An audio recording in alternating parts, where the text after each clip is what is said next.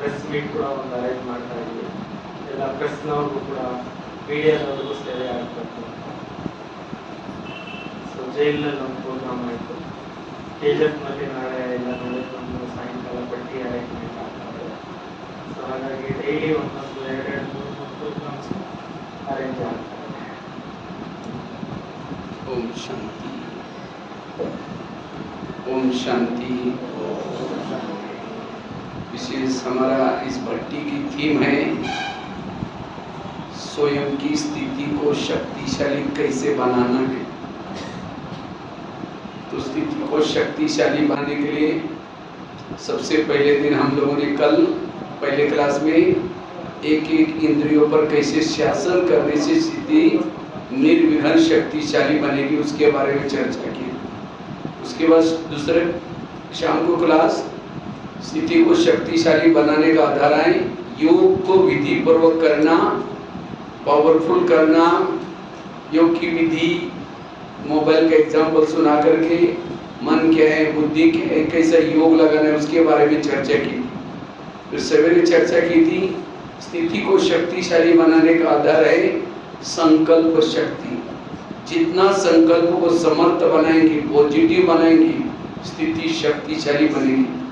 और संकल्प का असर बॉडी के ऊपर कितना होता है, कैसे में तनाव आता है, कई बातों के बारे में चर्चा की थी। और संकल्प को बचाने के लिए 3 बातों के बारे में चर्चा की थी। पहली बात ड्रामा को पक्का करना। दूसरी बात कोई कुछ भी कहता है इसी बातों को झाड़ देना, पहले वाला एग्जाम्पल सुना था। तीसरी बात रोज अपने खिड़की को साफ करना, अमृत वाला क्लास के पहले योग। और तीसरा ईश्वरीय महावाक्य रोज सुनना, संगठन में सुनना।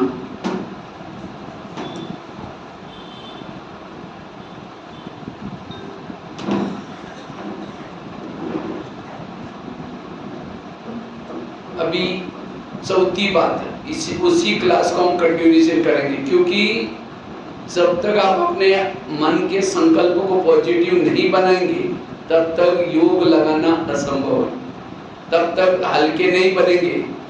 तो ये हमें मन क्यों जाता है, मन क्यों भटकता है, उन सब का कारण है कोई ना कोई संकल्प हमारे चलते हैं। और इसलिए जहाँ संकल्प चलते हैं बुद्धि भी, ये दोनों के ऊपर हमारे दोनों को सेफ्टी करनी है। और इस सेफ्टी का आधार है कर्म गति को समझना, अपने संकल्पों को बचाना।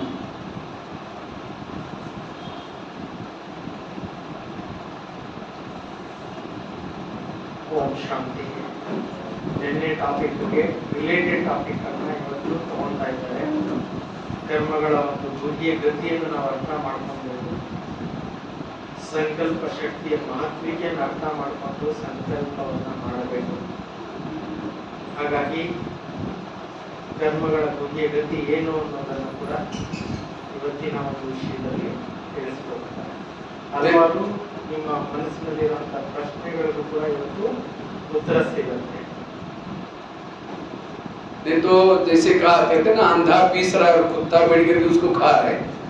हम तो पुरुषार्थ कर रहे, अमृत वाला उठ रहे, योग लगा रहे, मुरली सुन रहे, और सारा दिन मन निगेटिव सोचता है तो जितना कमाया खत्म हो जाता है, बचता कुछ भी नहीं। ಒಂದ್ ಕಡೆ ನಾವು ಸಂಪಾದನೆ ಮಾಡ್ಕೊಳ್ಳೋದು, ಇಡೀ ದಿನದಲ್ಲಿ ನೆಗೆಟಿವ್ ಆಲೋಚನೆ ಮಾಡ್ತಿದ್ರೆ ಮಾಡಿರೋ ಪುಣ್ಯದ ಖಾತೆ ಏನಾಗ್ತಾ ಇರುತ್ತೆ, ಹೋಗ್ತಾ ಇರುತ್ತೆ, ವೇಸ್ಟ್ ಆಗ್ತಾ ಇರುತ್ತೆ. ಅದರಿಂದ ಜಮಾ ಖಾತೆ ಅನ್ನೋದು ಆಗೋದಿಲ್ಲ. ಅದರಿಂದ ಜಮಾ ಖಾತೆಯನ್ನು ಕೂಡ ನಾವು ವಿಶೇಷವಾಗಿ ಅಟೆನ್ಷನ್ ಇಟ್ಕೋಬೇಕಾಗುತ್ತೆ. वो अंधा पीस रहा है और कुत्ता बैठ कर उसको खा रहा है। अंधा मतलब ಅಂದ್ರೆ ಕುರುಡರು ಏನ್ ಮಾಡ್ತಾ ಇದ್ದಾರೆ, ರಾಗಿ ಬೀಸ್ತಾ ಇದ್ದಾರೆ, ಸುತ್ತಲೂ ಏನ್ ಮಾಡ್ತಾ ಇದ್ದಾರೆ, ಬರುವಂತ ಪೌಡರ್ನ ನಾಯಿ ಕುತ್ಕೊಂಡು ತಿಂದಾಕ್ತಾರೆ. ಸೊ ಏನಿದೆ ಸಂಬಂಧ ಏನಾಯ್ತು, ಎಲ್ಲ ಹೋಗ್ತಾ ಇದೆ. तो इसी तरह हम योग लगा रहे हैं, अमृत वाला कर रहे हैं, लेकिन मन हमारा निगेटिव सोच करके खाली कर रहा है, हमें पता ही नहीं चलता। हम सोचते हैं हम नियम पर चलते हैं, मर्यादा में चलते हैं, लेकिन जमा कुछ नहीं, जो खुशी होनी चाहिए। इसीलिए संकल्प को बचाओ, तब जमा होगा। ಇಡೀ ದಿನದಲ್ಲಿ ಮನಸ್ಸು ನೆಗೆಟಿವ್ ಆಲೋಚನೆ ಮಾಡಬಾರ್ದು. ನಾವು ಒಂದ್ ಕಡೆ ಪುರುಷಾರ್ಥ ಮಾಡ್ತಾ ಇದ್ದೀವಿ, ಚೆನ್ನಾಗಿ ಪುರುಷಾರ್ಥ ಮಾಡ್ತಾ ಇದ್ದೀವಿ, ಯೋಗ ಮಾಡ್ತಾ ಇದ್ದೀವಿ, ಸೇವೆನೂ ಮಾಡ್ತಾ ಇದ್ದೀವಿ. ಇನ್ನೊಂದ್ ಕಡೆ ಮನಸ್ಸು ನೆಗೆಟಿವ್ ಇತ್ತು ಅಂದ್ರೆ ಖಂಡಿತ ಏನಾಗೋದಿಲ್ಲ, ಜಮಾ ಖಾತೆ ಆಗೋದಿಲ್ಲ. एक शिष्य था, गुरुजी के पास जाता है, कहता है गुरुजी मैं बहुत भक्ति करता हूँ, दान करता हूँ, लेकिन मुझे कुछ अनुभव नहीं हो रहा है, ना आत्मानुभव, ना शांति का अनुभव, ना शक्ति का अनुभव। तो गुरुजी हंसने लगे, कहते बात तो सही है। ಸೊ ಒಂದು ಗುರುಜಿ ಹತ್ರ ಹೋಗ್ತಾರೆ, ಅವ್ರಿಗೇನು ಅನುಭವ ಆಗ್ತಾ ಇಲ್ಲ. ಹಾಗಾಗಿ एक शिष्य था, गुरुजी के पास जाता है, कहता है गुरुजी मैं बहुत भक्ति करता हूँ, दान करता हूँ, पुण्य करता हूँ, लेकिन मुझे कुछ अनुभव नहीं हो रहा है, ऐसा क्यों हो रहा है? मैं पूजा पाठ सब कुछ करता हूँ। ಒಬ್ಬ ಶಿಷ್ಯರ ಹತ್ರ, ಗುರುಗಳ ಹತ್ರ ಒಬ್ಬ ಶಿಷ್ಯ ಇರ್ತಾರೆ, ಅವ್ರ ಪೂಜೆ ಪಾಠ ಭಕ್ತಿ ಎಲ್ಲ ಮಾಡ್ತಿರ್ತಾರೆ, ಆದ್ರೂ ಕೂಡ ಅವ್ರಿಗೇನು ಅನುಭವ ಆಗ್ತಾ ಇಲ್ಲ. ಅದಕ್ಕೆ ಗುರುಗಳ ಹತ್ರ ಕೇಳ್ತಾರೆ, ಇಷ್ಟೆಲ್ಲ ಮಾಡ್ತಿದ್ರು ನನಗೇನು ಅನುಭವ ಆಗ್ತಾ ಇಲ್ಲ, ಕಾರಣ ಏನು? तो गुरुजी कहता है बात तो सही है। गुरुजी क्या होता है, कहता है मैं, मेरे पास एक 2-4 दिन पहले कुछ 5-6 युवा आए थे, उनको बहुत प्यास लगी थी। तो गुरुजी ने कहा सामने कुआं है, वहाँ बाल्टी है, रस्सा है, जाकर पी के आ जाओ। 3-4 ಜನ ಯುವಕರು ಬಂದಿದ್ರು ನನ್ನ ಹತ್ರ, ಅವ್ರಿಗೆ ಬಾಯಾರಿಕೆ ಆಗ್ತಾ ಇದೆ ಅಂತ ಹೇಳ್ತಿದ್ರು. ಸೊ ಅದಕ್ಕೆ ನಾನು ಅವ್ರಿಗೆ ಹೇಳಿದೆ, ಒಂದು ಬಕೆಟ್ ಇದೆ, ಒಂದು ಹಗ್ಗ ಇದೆ, ಪಕ್ಕದಲ್ಲೇ ಬಾವಿ ಇದೆ, ಸೇರ್ಕೊಂಡು ನೀರು ಕುಡ್ಕೊಂಡು ಬಾಯಾರಿಕೆ ನೀಗಿಸ್ಕೊಳ್ಳಿ ಅಂತ ಹೇಳಿದೆ ಅಂತ. तो 5-6 युवा वहाँ कुएं के पास गए, उन्होंने बाल्टी को रस्से से बांधा, कुएं में छोड़ा, पानी खींचा, पानी नहीं मिला, दोबारा बाल्टी डाली, फिर खींचा, नहीं मिला। 10 बार वो बाल्टी डालते थे, पानी खींचते थे, पानी मिला ही नहीं, पैसे चले गए। ಸೊ ಅಲ್ಲಿ ಹಗ್ಗ ಹಿಡ್ಕೊಂಡು ಏನ್ ಮಾಡಿದ್ರು, ಬಾವಿಗೆ ಹೊರಗಡೆಗೆ ಬಕೆಟ್ ಬಿಟ್ಟು 3-4 ಸಲ 4-5 ಸಲ ಪ್ರಯತ್ನ ಮಾಡಿದ್ರು, ನೀರೇ ಬರ್ಲಿಲ್ಲ.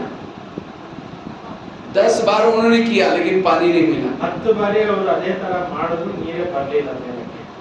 हाँ, बाल्टी थी, कुआं था, कुएं में पानी भी था, कुआं पानी देने के लिए तैयार भी था, तो भी पैसे गए।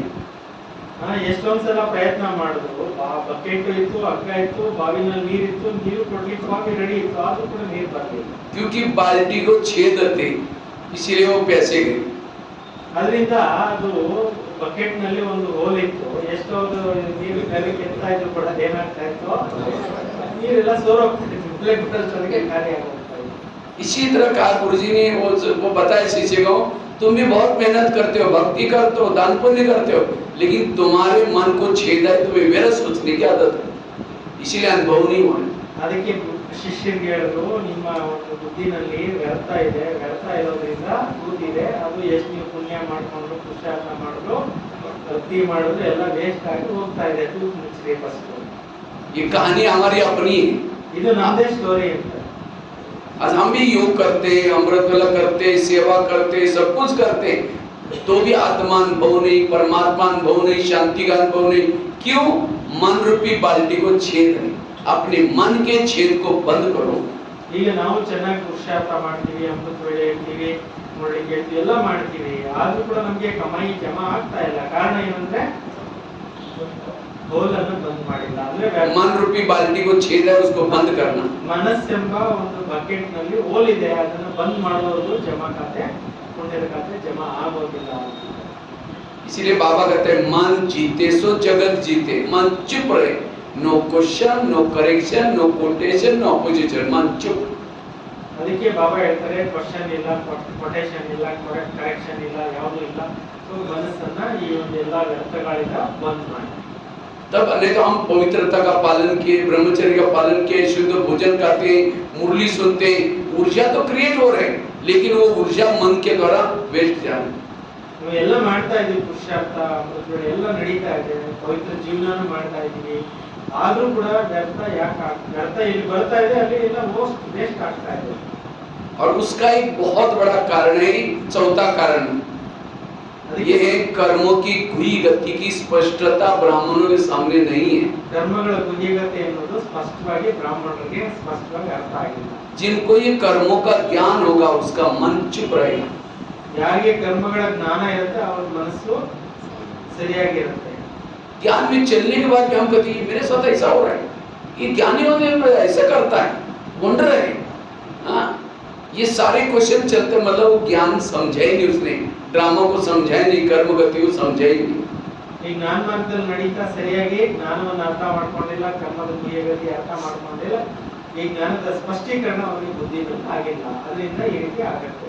कई कहते हम बीके ब्रह्मा कुमारी में जाते तो भी हमारे घर में प्रॉब्लम क्यों? ओम शांति में बीके में कब आते? 2-4 साल से, 10-12 साल से। पिछले जन्म में थे ओम शांति में, बीके में, और उस समय जो गलत कर्म क्या चुमंतर हो गए।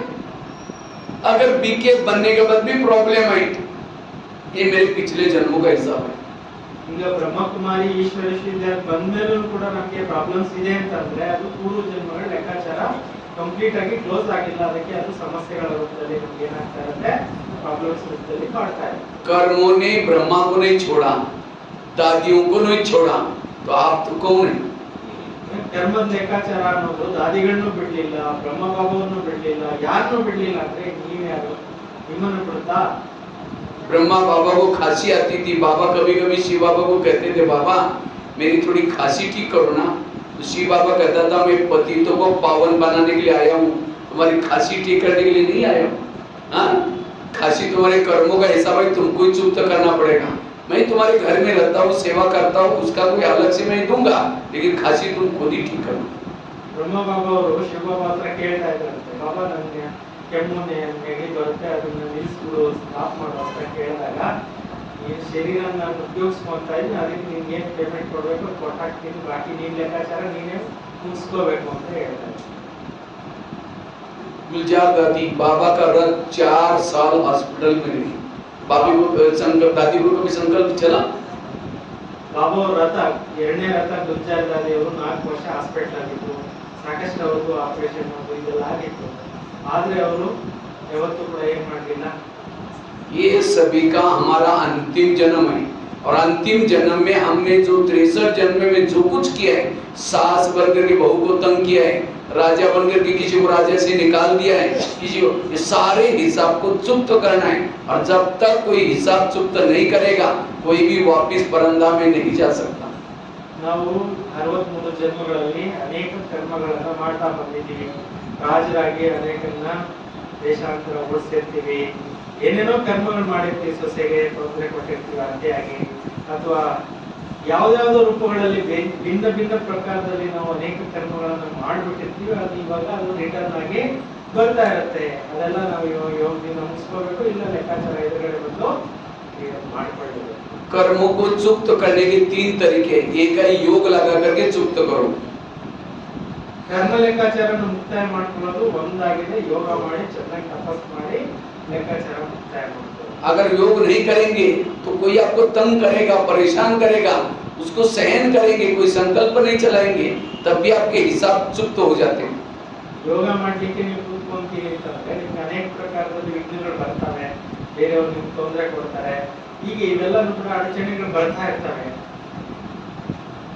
तीसरा है अगर सहन करके नहीं करेंगे, योग करके चुप्त नहीं करेंगे। तीसरा है विनाश काल में बिल्डिंग ऊपर से गिर जाते हैं, नीचे दब जाते हैं, चिल्लाते रहेंगे, भूकंप आएगा, बाढ़ आएगा, उसमें ये उस समय जो दुख दर्द होगा इससे भी हिसाब चुप्त होंगे।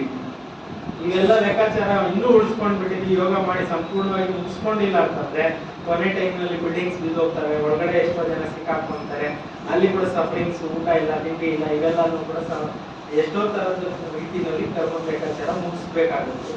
लेकिन विनाश के समय जो हिसाब चुप्त करेंगे वो आत्मा विनाश के हिसाब के चुप्त करने के बाद पावन तो बनेगी, लेकिन जीवन मुक्ति में नहीं जाएगी, वो मुक्ति भी चली जाएगी, द्वापर कलयुग में आएगी, बीच में सतयुग त्रेता में नहीं आएगी। ಈ ರೀತಿ ಕರ್ಮದ ಲೆಕ್ಕಾಚಾರಗಳನ್ನ ಶಿಕ್ಷೆ ರೂಪದಲ್ಲಿ ಭೋಗಿಸಿ ಹೋಗ್ತಕ್ಕಂಥ ಆತ್ಮಗಳು ಸತ್ಯುಗ ತ್ರೇತ ಇರ್ತಾರಲ್ಲ, ಅವರೆಲ್ಲ ದ್ವಾಪರಯುಗದಲ್ಲೇ ಬರ್ತಾರೆ. और जो सहन करके चुप्त करेगी, सहन करके चुप्त करेगी, योग से चुप्त करेगी, वो जीवन मुक्ति में जाएगी, पद कम मिलेगा।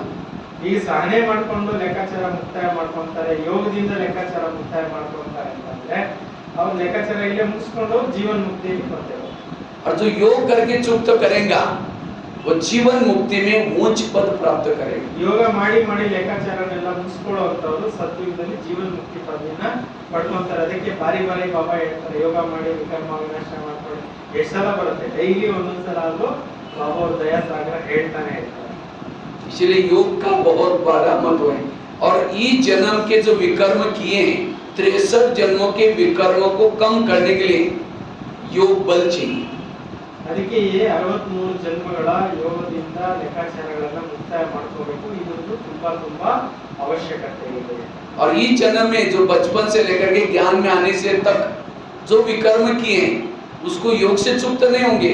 वो खुले दिल से कभी मधुवन में जाते हैं या कोई ऐसे हमें बाबा को लिख करके अपने जीवन की कहानी को जो कर्म याद है जो गलतियां की उसको लिख करके बाबा को दो, उससे भी कम हो जाते हैं। ಬಾಬಾ ಅವ್ರ ಮಕ್ಕಳಾದ್ಮೇಲೆ ಈ ಜನ್ಮದಲ್ಲಿ ಏನೆಲ್ಲ ಲೆಕ್ಕಾಚಾರಗಳನ್ನ ಬೆಳೆಸ್ಕೊಂಡಿದೀವಿ, ಕರ್ಮಗಳನ್ನ ಮಾಡ್ಬಿಟ್ಟಿದೀವಿ, ಅದನ್ನ ಬಾಬಾರವ್ರಿಗೆ ಕರ್ಮ ಕಹಾನಿಯನ್ನ ಬರೆದ್ಬಿಟ್ಟು ಮಧುಬಂದಲ್ಲಿ ಹೋದಾಗ ಅಲ್ಲಿ ಪತ್ರಕ್ಕೆ ಅಂತ ಒಂದು ಬಾಕ್ಸ್ ಇಟ್ಟಿರ್ತಾರೆ, ಲೆಟರ್ ಟು ಗಾಡ್ ಅಂತ ಬಾಬಾ ಅಂತ ಲೆಟರ್ ಬಾಕ್ಸ್ ಇಟ್ಟಿರ್ತಾರೆ. ಅದರಲ್ಲಿ ಹಾಕಿ ಏನ್ ಮಾಡ್ಕೋಬಹುದು, ನೀವು ಲೆಕ್ಕಾಚಾರನ ಈ ಜನ್ಮದಲ್ಲಿ ಮಾಡಿರುವಂತ ಪಾಪಗಳನ್ನ ಇರಿಸ್ಕೋಬಹುದು. बाकी ब्राह्मण बनकर के जो गलत कर्म करते हैं, श्रीमत पता है, मर्यादा पता है, सब कुछ पता है, तो भी गलत काम करते हैं, उसकी सजाएं मिलती है। उसको या योग से चुक्त नहीं होगा, बाबा को सुनाने से चुक्त नहीं होगा, उसकी सजाएं मिलती है। ಈ ಜನ್ಮದಲ್ಲಿ ಬ್ರಾಹ್ಮಣರಾದ್ಮೇಲೆ ನಾವು ಮಾಡಿರುವಂತ ವಿಕರ್ಮಗಳೇನಿರುತ್ತೆ ಅದು ಯೋಗದಿಂದನೂ ಸಮಾಪ್ತಿ ಆಗಲ್ಲ, ಕರ್ಮ ಭೋಗದಿಂದನೇ ಅದನ್ನ ಸಮಾಪ್ತಿ ಮಾಡ್ಕೋಬೇಕಾಗುತ್ತೆ. इसलिए ब्राह्मण बनकर के हमें कोशिश करके गलत काम नहीं करना है, क्योंकि ज्ञानी हो गए, समझदार हो गए। ಅದರಿಂದ ಬ್ರಾಹ್ಮಣರಾಗಿ ಯಾವುದೇ ಒಂದು ವಿಕರ್ಮಗಳನ್ನ ಹೊಸದಾಗಿ ನಾವು ಮಾಡ್ಕೋಬಾರದು. इसलिए बाबा कहते बच्चे ब्राह्मण बनकर के अटेंशन रखो, क्योंकि प्राप्ति जितना है उतना घाटा भी है। ಇಲ್ಲಿ ಬ್ರಾಹ್ಮಣರಾಗಿ ಹೊಸದಾಗಿ ವಿಕರ್ಮಗಳನ್ನ ಮಾಡ್ಕೊಳಕ್ ಹೋಗ್ಬೇಡಿ. ಬ್ರಾಹ್ಮಣರಾದ್ಮೇಲೆ ಪ್ರಾಪ್ತಿ ಎಷ್ಟಿದೆಯೋ ಅಷ್ಟೇ ಲಾಸ್ ಕೂಡ, ನಷ್ಟ ಕೂಡ ಇದೆ. क्योंकि अंत समय में सभी को जाना है ऊपर, और जाते समय जिसको एक शास्त्र में बहुत सुंदर उसका एग्जाम्पल सुनाया जाता है। ಇದಕ್ಕೆ ಅಂತಿಮ ಸಮಯದಲ್ಲಿ ಎಲ್ಲರೂ ವಾಪಸ್ ಹೋಗ್ಬೇಕು, ಅದಕ್ಕೆ ಶಾಸ್ತ್ರಗಳಲ್ಲಿ ಒಂದು ಸ್ಟೋರಿ ರೂಪದಲ್ಲಿ ಕೂಡ ಮಾಡಿದ್ದಾರೆ. जैसे पांडव की विजय हो जाती है, पांडव विजय होने बाद पांडव क्या करते हैं, पहाड़ी पर जाते हैं। उस पहाड़ी का नाम था मेरू पर्वत।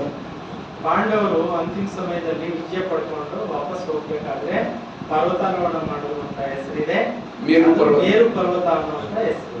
लेकिन वो पर्वत सीधा था, उसके ऊपर वही चढ़ सकता था जो सत्य है, ईमानदार है। ಆ ಪರ್ವತ ತುಂಬಾ ಹಿಂಗಿತ್ತು, ಕಡದಾಗಿತ್ತು. ಆ ಪರ್ವತವನ್ನ ಏರ್ಲಿಕ್ಕೋಸ್ಕರ ಯಾರು ಪ್ರಾಮಾಣಿಕರಿದ್ರು, ಸತ್ಯವಂತರಾಗಿದ್ರು, ಅವರೇ ಆ ಪರ್ವತವನ್ನ ಹತ್ತಲಿಕ್ಕೆ ಆಗ್ತಾ ಇತ್ತು. और उस इंद्र पर्वत पर इंद्रदेव बैठे थे, क्योंकि पांडवों ने इतना बड़ा युद्ध किया था, उनका प्राइस वहां उस पहाड़ी पर जाने पर मिलने वाला था। ಅಲ್ಲಿ ಮೇಲೆ ಇಂದ್ರ ಕೂತಿರ್ತಿದ್ರು, ಅಲ್ಲಿ ಅವರಿಗೆ ಪ್ರೈಸ್ ಅಂದ್ರೆ ಬಡವಳಿ ಕೊಡ್ಬೇಕಾಗಿತ್ತು, ಅದು ಮೇಲ್ಗಡೆ ಹತ್ತದ ಮೇಲೆ ಕೊಡ್ತಾ ಇದ್ರು. और वहां से पांडव भी स्वर्ग में भेजने वाले थे इंद्रदेव। ಅಲ್ಲಿಂದ ಇಂದ್ರನು ಸ್ವರ್ಗದಲ್ಲಿ ಕಳಿಸೋರಿದ್ರು. जब 5 पांडव द्रौपदी कुत्ता जब जा रहे थे, तो चलते चलते अचानक द्रौपदी गिर गई। ಈ 5 ಪಾಂಡವರು ದ್ರೌಪದಿ ಎಲ್ಲ ಒಂದು ನಾಯಿ ಇಷ್ಟು ಜನ ಒಟ್ಟಿಗೆ ಹೋಗ್ತಾ ಇರಬೇಕಾದ್ರೆ ದ್ರೌಪದಿ ಬಿದ್ದೋಗ್ಬಿಟ್ರು. तो भीम की नजर गई, भीम ने देखा द्रौपदी तो आई नहीं, तो सभी पांडव को आवाज करके बुलाया वापिस आ जाओ। जब वापिस आए देखा एक खड्डे में द्रौपदी गिर गई। ಸೊ ಹೋಗ್ಬೇಕಾದ್ರೆ ಲಾಸ್ಟ್ ಅಲ್ಲಿ ಬಿದ್ದೋಗಿರೋದನ್ನ ನೋಡ್ಬಿಟ್ಟು ಎಲ್ಲರೂ ವಾಪಸ್ ಕರೆದು ಅವರು ಒಂದು ಹಳ್ಳದಲ್ಲಿ ಬಿದ್ದೋಗ್ಬಿಟ್ಟಿದ್ರು. भीम उसकी बहुत महिमा करता है, कितनी अच्छी स्त्री थी, हमारे साथ में रही, अकेली हमारे साथ में चली, लोकला छोड़ी, ये छोड़ा, बहुत महिमा करता है भीम। ಭೀಮ ಅವ್ರದ್ದು ತುಂಬಾ ಮಹಿಮೆ ಮಾಡ್ತಾರೆ. ಅವ್ರು ಎಷ್ಟು ಕಷ್ಟ ಪಡ್ತಾ ಇದ್ರು, ನಮ್ಮೆಲ್ಲರ ಜೊತೆಲಿ ಇರ್ತಿದ್ರು, ಎಷ್ಟೊಂದು ಸೇವೆ ಮಾಡ್ತಾ ಇದ್ರು, ಅವ್ರನ್ನ ಹೆಂಗ್ ಬಿಟ್ಟೋಗೋದು ಅಂತ ಅವ್ರು ಹೇಳ್ತಿದ್ರು. लेकिन युधिष्ठिर ने कहा नहीं, सब कुछ छोड़ा, जंगल में रही, त्याग किया, तपस्या किया, सब कुछ किया, लेकिन एक बात को नहीं छोड़ा। ಕಾಡುಗಳಲ್ಲೇನೋ ಇದ್ರು, ಎಲ್ಲಾನು ತ್ಯಾಗ ಮಾಡಿದ್ರೆ ಆದ್ರೆ ಒಂದ್ ಮಾತನ್ನ ಬಿಡ್ಲಿಲ್ಲ ಅವರು. उसका सबके साथ प्यार था, लेकिन एक अर्जुन के साथ एक्स्ट्रा लगाव था। ಎಲ್ಲರ ಜೊತೆಲೂ ಪ್ರೀತಿ ಇತ್ತು, ಜೊತೆಲಿ ಅರ್ಜುನ್ ಜೊತೆಲಿ ಎಕ್ಸ್ಟ್ರಾ ಪ್ರೀತಿ ಇತ್ತು ಅವರಿಗೆ. और इसीलिए कहा कि वो पहाड़ी पर जा नहीं सकती, इसकी ईमानदारी सत्यता नहीं है, इसीलिए वो गिर गई। और जिसके साथ लगाव था वो भी चला गया, क्योंकि उनको ऊपर जाना था। तो द्रौपदी रोती है, पश्चाताप करती है, लेकिन जो हो गया। ಯಾರ ಮೇಲೆ ಸೆಳ್ತಾ ಇತ್ತು ಅವ್ರು ಹೊರಟೋದ್ರು, ಆದ್ರೆ ಇವ್ರು ಉಳ್ಕೊಂಡ್ಬಿಟ್ರು. ಸೆಳ್ತಾ ಇದ್ದಿದ್ದ ಕಾರಣದಿಂದ ಹತ್ತಕ್ಕಾಗಲಿಲ್ಲ ಅಂತ ಹೇಳಿದ್ರು. ये सारी छोटी छोटी टोटके महाभारत रामायण के संगम युग के यादगार है। ಇವೆಲ್ಲ ಸಣ್ಣ ಸಣ್ಣ ಸ್ಟೋರೀಸ್ ಏನಿದಾವೆ, ಇವೆಲ್ಲ ಸಂಗಮ ಯುಗದ ಮಹಾಭಾರತದಲ್ಲಿ ಸ್ಟ್ಯಾನ್ಸಸ್ ರೂಪದಲ್ಲಿ ಬರೆದಿದ್ದಾರೆ. तो हमारी भी विजय होगी। और विजय होने बाद सभी पांडवों को पहाड़ी पर जाना होगा। पहाड़ी मतलब माउंट आबू वाली नहीं, पहाड़ी अर्थात परमधाम सीधा है, और वहाँ इंद्रदेव बाबा बैठा है। हमने इतना बड़ा विकारों के साथ युद्ध किया है, उसकी प्राइज बाबा वहाँ देगा। ಕೊನೆ ಟೈಮ್ ನಲ್ಲಿ ಬೆಟ್ಟ ಹತ್ತುತ್ತೀವಿ ಅಂದ್ರೆ ಮೌಂಟ್ ಆಬು ಹೋಗ್ಬಿಡ್ತೀರಾ ಅಂತ ತಿಳ್ಕೊಬೇಡ್ರಿ. ಪರಂಧಾಮನೆ ಮೌಂಟ್ ಆಬು ಇದು ಉನ್ನತವಾದಂತ ಶಿಖರ ಅಥವಾ ಬೆಟ್ಟ ಆಗಿದೆ. ಅಲ್ಲಿಗೆ ನಾವೆಲ್ಲ ರೀಚ್ ಆಗ್ಬೇಕಾಗುತ್ತೆ. ಅದು ಸ್ಟ್ರೈಟ್ ಆಗಿದೆ, ಬಹಳ ಉನ್ನತವಾದಂತ ಜಾಗ. ಅಲ್ಲಿ ಮೇಲ್ಗಡೆ ಇಂದ್ರದೇವ ಬಾಬಾ ಕೂತ್ಕೊಂಡಿದ್ದಾರೆ. लेकिन इस पहाड़ी पर वही चढ़ सकता है जो ब्राह्मण बनकर के, जो सत्य रहा, ईमानदार रहा, किसी से लगाव नहीं, झुकाव नहीं, वही चढ़ सकता है।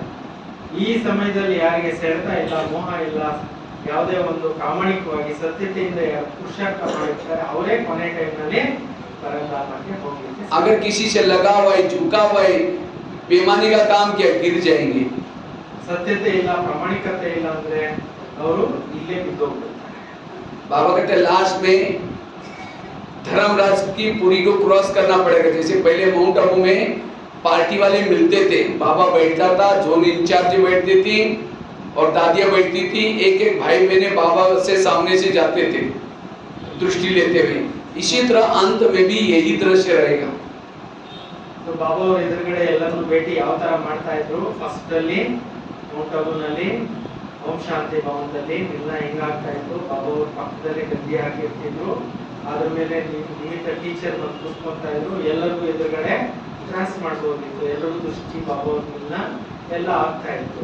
और दो स्क्रीन चलेंगे ऊपर, एक हमने ब्राह्मण बनकर के क्या क्या गलतियां की, दूसरी स्क्रीन पर चलेगा बाबा को हर जन्म में क्या क्या बनाने वाला था। तो ये चित्र जब हमने जो गलतियां की उसके फोटो जब स्क्रीन में आएंगे, बाबा कहेंगे फोटो तुम्हारा है किसी और का है। उस समय से बाबा कहेंगे तुमने ये गलत काम किया, तुम ये लेने के लायक नहीं हो, जाओ तुम्हारा ये कैंसिल हो गया, तुम दास दासी बन जाओ। फिर कितना रोना पड़ेगा। ಎರಡು ಸ್ಕ್ರೀನ್ ಇರುತ್ತೆ ಬಾಬಾ ಅವ್ರ ಎದುರುಗಡೆ. ಒಂದು ಸ್ಕ್ರೀನ್ ಮೇಲೆ ನಾವ್ ಏನೇನ್ ತಪ್ಪು ಮಾಡಿದೀವಿ ಅದು ಕಾಣಿಸ್ತಾ ಇರುತ್ತೆ, ನೆಕ್ಸ್ಟ್ ಏನ್ ಹಾಕ್ತೀವಿ ಅದು ಕೂಡ ಕಾಣಿಸ್ತಾ ಇರುತ್ತೆ. ಎಲ್ಲಾ ಜನ್ಮಗಳು ಸ್ಕ್ರೀನ್ ಮೇಲೆ ಎಲ್ಲ ತೋರಿಸ್ತಾ ಇರ್ತಾರೆ. ಅದರಿಂದ ಬಹಳನೇ ಹುಷಾರಾಗಿ ಇರಬೇಕು. अभी तो हम गलती करते लगता किसी ने नहीं देखा, लेकिन बाबा के पास सारे फोटोग्राफ पहुंच जाते हैं, वीडियो भी पहुंच जाता है। ನಾವೇನ್ ತಪ್ಪು ಮಾಡ್ತೀವಿ ಅಂತ ಇನ್ನೊಬ್ರು ಯಾರು ನೋಡೋದಿಲ್ಲ, ಆದ್ರೆ ಬಾಬು ಅವ್ರ ಹತ್ರ ಎಲ್ಲರದು ಕೂಡ ಏನಿರುತ್ತೆ, ವಿಡಿಯೋಸ್ ಇರುತ್ತೆ, फोटोस ಇರುತ್ತೆ, ಪ್ರತಿಯೊಂದು ರಿಕಾರ್ಡಿಂಗ್ ಇರುತ್ತೆ. इसलिए बाबा कहते हैं कभी भी कोई गलती से विकर्म नहीं करो। ಅದರಿಂದ ಬಾಬಾ ಹೇಳ್ತಾರೆ ಯಾವುದೇ ಬೈ ಮಿಸ್ಟೇಕ್, ಬೈ ಚಾನ್ಸ್ ಹೊಸದಾಗಿ ಏನು ಪಾಪಕರ್ಮಗಳನ್ನ ಮಾಡ್ಕೊಳ್ಳಕ್ಕೆ ಹೋಗಬೇಡಿ. इतना ही नहीं, आगे गया नकुल गिर गया, आगे गया सहदेव गिर गया, आगे गया भीम गिर गया, आगे गया अर्जुन भी गिर गया, केवल कुत्ता और युधिष्ठिर स्वर्ग में गए। कहते हैं युधिष्ठिर को कुत्ते ने मदद की, स्वर्ग में पहुंचा नहीं। ಸೊ ಹೋಗ್ತಾ ಬೆಟ್ಟದ ಪರ್ವತಾರೋಹಣ ಮಾಡ್ಬೇಕಾದ್ರೆ ಒಬ್ಬೊಬ್ಬರೇ ಬಿಟ್ಟು ಬಿದ್ದೋಗ್ಬಿಟ್ರು. ಮನೆಗೆ ತಲುಪಿದ್ದೆ ಯಾವುದು ನಾಯಿ ಅಷ್ಟೇ, ಯುಧಿಷ್ಠಿರ ಮೀನ್ಸ್ ಧರ್ಮರಾಜ. कुत्ता मतलब कोई प्रैक्टिकल कुत्ता नहीं, उस युधिष्ठिर के अंदर ईमानदारी सत्यता थी, इसके कारण वही पास हो गया, बाकी सारे फेल। ಧರ್ಮರಾಜ ಒಬ್ಬರೇ ಪರ್ವತಾರೋಹಣ ಮಾಡಿ ಕೊನೆಗೆ ತಲುಪಿದ ಗುರಿ, ಬಾಕಿ ಎಲ್ಲರೂ ಕೂಡ ಏನ್ ಮಾಡಿದ್ರು ಅಲ್ಲಲ್ಲೇ ಹೋಗ್ಬಿಟ್ರು. क्योंकि युधिष्ठिर का जितना पांडवों के साथ प्यार था उतना कौरवों के साथ भी प्यार था। ಯುಧಿಷ್ಠಿರನಿಗೆ ಪಾಂಡವರ ಮೇಲೆ ಎಷ್ಟು ಪ್ರೀತಿ ಇತ್ತು ಅಷ್ಟೇ ಕೌರವರ ಮೇಲೆ ಕೂಡ ಪ್ರೀತಿ ಇತ್ತು. ये युद्ध में हमेशा स्थिर रहता था, ಯುದ್ಧದಲ್ಲಿ ಯಾವಾಗಲೂ ಸ್ಥಿರವಾಗಿರ್ತಾ ಇದ್ರು ಯುಧಿಷ್ಠಿರ. तो इसीलिए बाबा कहते हैं कर्म गति को समझो। नकुल क्यों गिर गया? नकुल को अपने बुद्धि का अभिमान था। ನಕುಲನಿಗೆ ತನ್ನ ಬುದ್ಧಿಯ ಒಂದು ಅಭಿಮಾನ ಇತ್ತು, ಅದಕ್ಕೆ ಆತ ಬಿದ್ದೋದ. सहदेव क्यों गिर गया? अपने सहयोग करने का अभिमान था। ಸಹಯೋಗ ಸಾಧೇವ ಬಿದ್ದೋಗಿದ್ದ ಕಾರಣ ಏನು, ನಾನು ಇಷ್ಟು ಸಹಾಯ ಕೊಡ್ತೀನಿ ಅಷ್ಟು ಸಹಾಯ ಕೊಡ್ತೀನಿ ಅಂತಕ್ಕಂಥ ಅಭಿಮಾನ. भीम क्यों गिर गया? अपने गदा युद्ध का अभिमान था। ಭೀಮ ಬಿದ್ದೋಗದ ಕಾರಣ ಏನು, ತನ್ನ ಗದೆಯ ಒಂದು ಅಭಿಮಾನ, ಬಲದ ಅಭಿಮಾನ ಇತ್ತಲ್ಲ. और अर्जुन क्यों गिर गया? मैंने इतनी तीर चला, इतने लोगों को मारा, उसका अभिमान था। ಅರ್ಜುನ್ಗೆ ಏನು ಕೂಡ ಏನು, ನಾನು ಇಷ್ಟೊಂದು ಬಾಣ ಬಿದ್ದೆ, ಬಿಲ್ವಿದ್ದೆ, ತುಂಬಾ ಎಕ್ಸ್ಪರ್ಟ್ ಇದ್ದೀನಿ ಅಂತ ಅಭಿಮಾನ ಅವ್ರಿಗಿತ್ತು. ಅದರಿಂದ अर्थात संगम युग में जिसने मैंने किया, मेरा प्लानिंग है, मेरे कारण ये कार्यक्रम सफल हुआ, अरे तुम्हारी बुद्धि कहाँ से आई? ये अभिमान वाले सारे फेल हैं।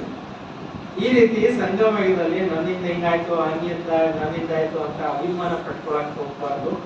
ಅದರಿಂದ ಅಭಿಮಾನವನ್ನು ಸಂಪೂರ್ಣ हमें कोई भी प्रकार का अभिमान न हो।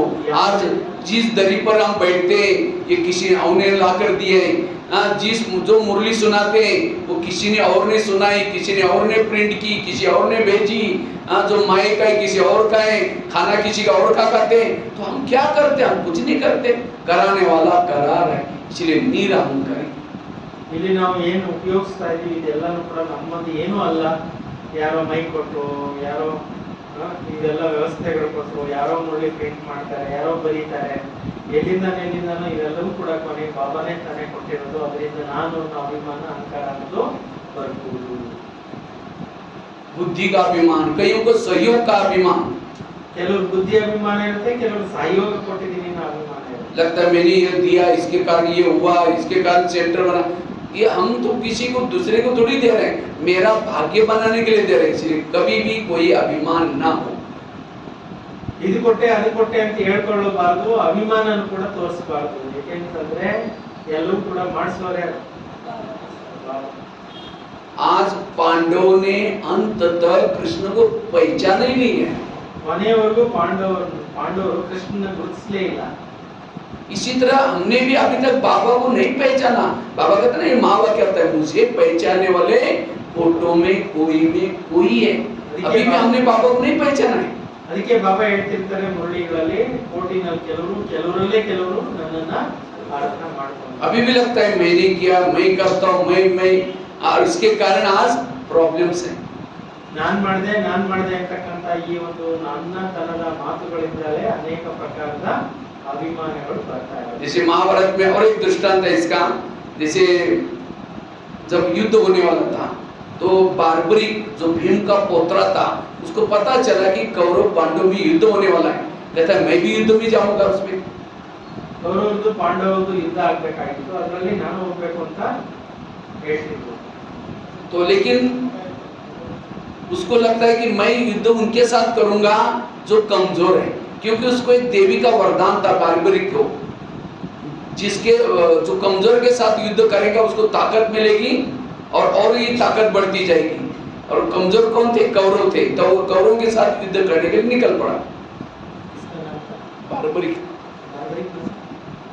भीम का पुत्र था। अच्छा, ಭೀಮನ ಮಗ ಬಾರ್ಬರಿಕ್ ಅಂತ ಇತ್ತು. ಅವ್ರಿಗೆ ದುರ್ಬಲರ ಜೊತೆಯಲ್ಲಿ ಯುದ್ಧ ಮಾಡಿದ್ರೆ ತುಂಬಾ ಪವರ್ಫುಲ್ ಆಗ್ತೀಯ ಅಂತ वरदान ಸಿಕ್ಕಿತ್ತು. ಹಾಗಾಗಿ ಕೌರವರು ದುರ್ಬಲರಿದ್ದು ಅವ್ರ ಮೇಲೆ ಯುದ್ಧ ಮಾಡಲಿಕ್ಕೆ ಹೊರಟರು. जब जा रहा था तो कृष्ण को अंतर्ध्यान से पता चला अब वो युद्ध करने के लिए आने वाला है। उसको लगा अगर कौरव के साथ युद्ध करेगा तो ना पांडव जीतेंगे ना कौरव जीतेंगे। तो क्या करता है, कृष्ण ब्राह्मण वेश धारण करके उसके रास्ते में बैठ जाता है। ಸೊ ಕೃಷ್ಣನ್ ಗೊತ್ತಾಗ್ತಾ ಇತ್ತು ಇವರು ಯುದ್ಧ ಮಾಡಿದ್ರೆ ಇದಾಗುತ್ತೆ, ತೊಂದರೆಗಳಾಗುತ್ತೆ ಮುಂದೆ ಅಂತ ಹೇಳ್ಬಿಟ್ಟು ಬ್ರಾಹ್ಮಣ ವೇಷದಲ್ಲಿ ಬಂದು ಅಡ್ಡ ನಿಂತ್ಕೊಂಡಿದ್ರು. कहता है हे ब्राह्मण, वो कहता है हे राजन तुम युद्ध करने के लिए जा रहे हैं, जाते जाते कुछ दान पुण्य करके जाओ तुम्हारी विजय हो जाएगी। वो बार्बरिक उसको बोलता है, कृष्ण उसको बोलता है ब्राह्मण बन करके। ಬ್ರಾಹ್ಮಣ ವೇಷದಲ್ಲಿ ಕೃಷ್ಣ ಹೇಳ್ತಾರೆ ಬಾರ್ಬರಿಕ್ಗೆ, ನೀನು ಯುದ್ಧ ಮಾಡಕ್ಕೆ ಹೋಗೋಕೆ ಮುಂಚೆ ಏನಾದರೂ ದಾನ ಮಾಡಿಬಿಟ್ಟು ಹೋಗು ಅಂತ. तो बार्बरिक कहता है हे ब्राह्मण तुमको क्या चाहिए? हाँ, ब्राह्मण तो क्या दान मांगेगा, वो कोई गाय मांगेगा, कुछ जमीन मांगेगा। कहता है क्या चाहिए बताओ?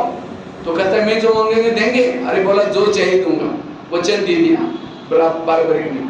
ಅವ್ರು ಅಂತ ತಿಳ್ಕೊಂತಾರೆ ಬ್ರಾಹ್ಮಣ ಏನ್ ಕೇಳ್ತಾನೆ, ಒಂದಿಷ್ಟು ಹಸು ಕೇಳ್ಬೋದು ಅಥವಾ ಒಂದಿಷ್ಟು ಜಮೀನು ಕೇಳ್ಬೋದು ಅಥವಾ ಇನ್ನೇನೋ ಸಣ್ಣ ಪುಟ್ಟ ಕೇಳ್ಬೋದು ಅಂತ ಹೇಳ್ಬಿಟ್ಟು ನೀನೇನ್ ಕೇಳ್ತಿ ಅದು ಕೊಟ್ಬಿಡ್ತೀವಿ. कहा कि मुझे आपका सिर चाहिए। ಅವಾಗ ಹೇಳ್ತಾರೆ ನಿಂತಾನೆ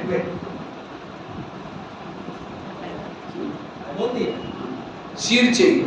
तो सिर मांगते वो उसको तो आके बोल गए बार्बरिक, ब्राह्मण तो ही नहीं, सिर मांग रहे मतलब कोई और है, लेकिन वचन तो दिया था, वचन में पक्का था। कहता है मैं आप कौन है? मैंने तो वचन तो दे दिया। तब वो कृष्ण ने अपना ब्राह्मण ने अपना ओरिजिनल रूप कृष्ण का दिखाया। कहता है आपने मेरे साथ ऐसा किया, लेकिन मैंने वचन दिया मैं सिर दूंगा, काट करके सिर। लेकिन मेरी कहता है कि इच्छा है मुझे वो युद्ध देखना है। कहा कि कोई बात नहीं, उसका सिर काट करके ले लिया और एक जहाँ युद्ध चल रहा था वहाँ पेड़ को टांग कर रख दिया उसको। तो ಬಾರ್ಬರಿಕ್ ಏನ್ ಬ್ರಾಹ್ಮಣನಾಗಿ ನನ್ನ ತಲೆ ನಿಂಗೆ ಕೇಳ್ಬೋದು, ಕೇಳ್ತೀಯ ಅಂತ ನಾನು ಎಕ್ಸ್ಪೆಕ್ಟೇ ಮಾಡಲಿಲ್ಲ. ಆದ್ರೂ ಕೂಡ ನಾನು ಪ್ರಾಮಿಸ್ ಮಾಡ್ಬಿಟ್ಟಿದ್ದೀನಿ, ಕೊಟ್ಟೆ ಕೊಡ್ತೀನಿ ಅಂತ ಹೇಳೋಕ್ ಮುಂಚೆನೆ ಕೃಷ್ಣ ಏನ್ ಮಾಡಿದ್ರು ತನ್ನ ಅಸಲಿ ರೂಪ ಬ್ರಾಹ್ಮಣ ವೇಷ ಚೇಂಜ್ ಮಾಡ್ಕೊಂಡು ಅಸಲಿ ರೂಪ ತೋರಿಸಿದ್ರು. ಸೊ ಆಮೇಲೆ ಯುದ್ಧ ನೋಡ್ಬೇಕು ಅನ್ನೋ ಒಂದು ಇಚ್ಛೆ ಇದೆ ನನಗೆ ಅಂತ ಹೇಳ್ಬಿಟ್ಟು ಹೇಳಿದ್ದಕ್ಕೆ ಸೊ ಏನ್ ಮಾಡ್ತಾರೆ ಅಲ್ಲಿ ಅದನ್ನ ತಲೆ ನೆಟ್ಕೊಂಡು ಹೋಗ್ಬಿಟ್ಟು ಅಲ್ಲಿ ನೇತ್ ಹಾಕ್ತಾರೆ ಯುದ್ಧ ನಡೆಯೋ ಜಾಗದಲ್ಲಿ ಮರಕ್ಕೆ. तो सारा युद्ध वो साक्षी होकर के देख रहा था. जब युद्ध पूरा हुआ कौरव पांडव आपस में लड़ने लगे. वो कहता है मेरे नहीं पांडव ही आपस में लड़ने लगे. पांडव आपस में वो कहता है मेरे तीर के कारण, वो कहता है मेरे गदा के कारण युद्ध हुआ. वो अर्जुन कहता है मेरे तीर के कारण, भीम कहता है मेरे गदा के कारण. जब पांडव लड़ रहे थे वो सिर ऊपर से जोर से हंसता है, कहता है ना तुम्हारी तीर थी ना तुम्हारी गदा थी. मैं देखता था चक्र आता था गले काटता था, चक्र आता था गले काटता था. वो चक्र की विजय, बाकी ना तुम्हारी गदा की है ना तुम्हारे. ಪಾಂಡವರು ಯುದ್ಧ ಮಾಡ್ಬೇಕಾದ್ರೆ ಯುದ್ಧದಲ್ಲಿ ಗೆದ್ದ ಮೇಲೆ ಅವ್ರು ಪರಸ್ಪರ ಅವರವರೇ ಜಗಳ ಮಾಡಕ್ ಸ್ಟಾರ್ಟ್ ಮಾಡ್ಬಿಡ್ತಾರೆ. ನನ್ನ ಗದೆ ಬದಿಯಿಂದ ಆಯ್ತು, ನನ್ನ ಬಿಲ್ಲು ವಿದ್ಯೆಯಿಂದ ಆಯ್ತು, ನನಗೆ ಈ ಇದರಿಂದ ಆಯ್ತು ಅದರಿಂದ ಆಯ್ತು ಅಂತ ಹೇಳ್ಬಿಟ್ಟು ಪರಸ್ಪರ ಅವರವರೇ ಜಗಳಗಳಾಗಕ್ಕೆ ಸ್ಟಾರ್ಟ್ ಮಾಡ್ಬಿಡ್ತಾರೆ. ಆದ್ರೆ ಚಕ್ರ ಬರುತ್ತೆ, ಚಕ್ರದಿಂದ ಚಕ್ರದ ಕಾರಣದಿಂದಾನೇ ಯುದ್ಧ ಆಯ್ತು. ಯಾಕೆಂದ್ರೆ ಚಕ್ರ ಬಿಟ್ರೆ ಏನಾಗ್ತಾ ಇತ್ತು, ಅಕ್ಷೋಹಿಣಿ ಸೈನ್ಯ ಹೊರಡ್ಬಿಡ್ತಾ ಇತ್ತಲ್ಲ, ಚಕ್ರನೇ ಯುದ್ಧದಲ್ಲಿ ದೊಡ್ಡ ಪಾರ್ಟ್ ಅನ್ನ ಅಭಿನಯಿಸಿತ್ತು ಅಂತ ಹೇಳ್ಬಿಟ್ಟು कहता है कि जब तीर भी चलता था सामने चक्र रहता था, गदा भी चलती थी सामने चक्र रहता था. चक्र की विजय. ಎಲ್ಲಾ ಅಸ್ತ್ರಶಸ್ತ್ರಗಳ ಮುಂದೆ ಚಕ್ರ ತಿರುಗ್ತಾ ಇತ್ತು, ಅದರಿಂದಾನೇ ಚಕ್ರದ ಮುಖಾಂತರನೇ ಎಲ್ಲ विजय आयतु ಅಂತ ತೋರಿಸಲಾಗಿದೆ. तो भीम को गुस्सा आता है, वो एक गधा उस सिर के ऊपर मारता है, वो मुक्त होके चला जाता है. ये कहानियां संगम युग की यादगार है. ಇದೆಲ್ಲ ಏನ್ ತೋರಿಸಿದ್ದಾರೆ ಭಕ್ತಿ ಮಾರ್ಗದಲ್ಲಿ ಅಸ್ತ್ರಗಳು ಶಸ್ತ್ರಗಳು ಎಲ್ಲವೂ ಕೂಡ ಸಂಗಮ ಯುಗದಲ್ಲೇ यादगार नमदे ज्ञापकार्ता ಅಂತ ತಿಳಿಸ್ತಾರೆ. आज हमारी भी पांडव की विजय होगी और लास्ट में पांडव आपस में लड़ेंगे. अभी भी चल रहा है, ये मेरे सेंटर है, ये मेरे जिज्ञासु है, ये मैंने किया.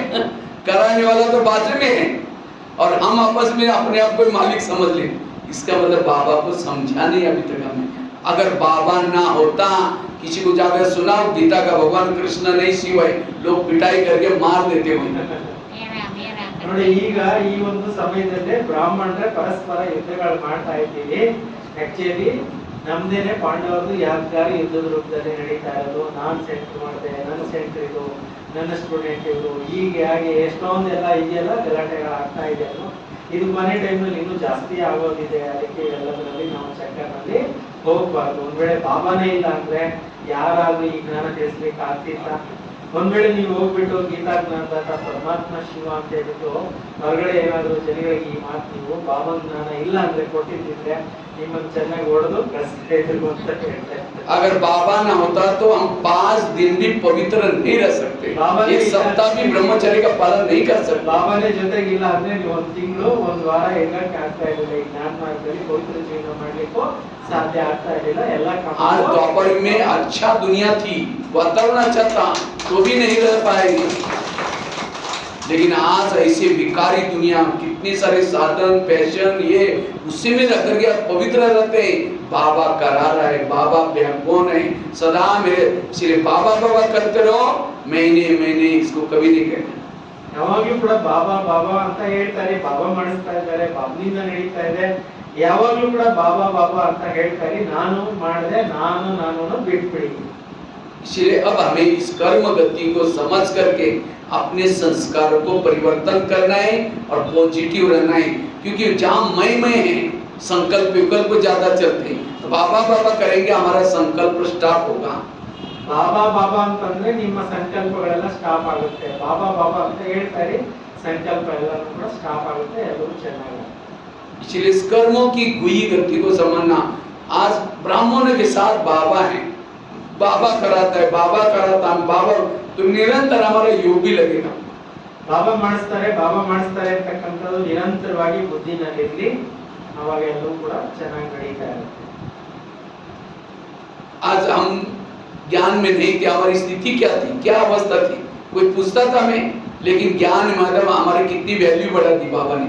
ಜ್ಞಾನಕ್ಕೆ ಮುಂಚೆ ನಮ್ಮನ್ನ ಯಾರಾದ್ರೂ ಕೇಳ್ತಾ ಇದ್ರ, ಯಾವ್ದಾದ್ರು ಇರ್ತಿತ್ತ, ವ್ಯಾಲ್ಯೂ ಇರ್ತಿತ್ತ? ಏನಿಲ್ಲ. ಜ್ಞಾನಕ್ಕೆ ಬಂದ ಮೇಲೆ ತಾನೇ ಒಂದೊಂದು ಬೆಲೆ ಹೆಚ್ಚುತ್ತಾ ಹೋಗಿದ್ದು ನಮ್ದು.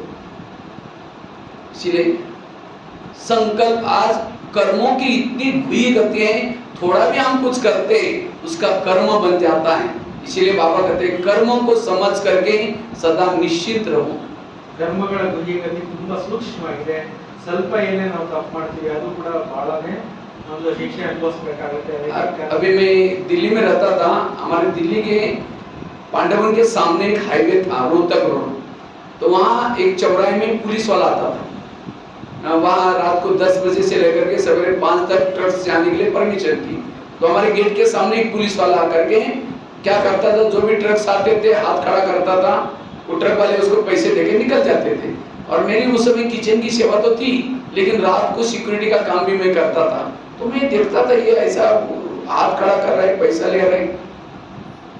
ಸೊ ಮೊದಲು ಡೆಲ್ಲಿನಲ್ಲಿ ಇರ್ತಿದ್ರು ಅಣ್ಣವರು. ಡೆಲ್ಲಿನಲ್ಲಿ ದಾರಿ ಇದೆಯಲ್ಲ ಪಾಂಡವ ಭವನದಲ್ಲಿ, ಅಲ್ಲಿ ಇರ್ತಿದ್ರು. ಪಾಂಡವ ಭವನ ಎದುರುಗಡೆ ರೋಹತಕ್ ರೋಡ್ ಅಂತ ಇದೆ, ಅಲ್ಲಿ ಟ್ರಕ್ಗಳೆಲ್ಲ ಬರ್ತಿತ್ತು.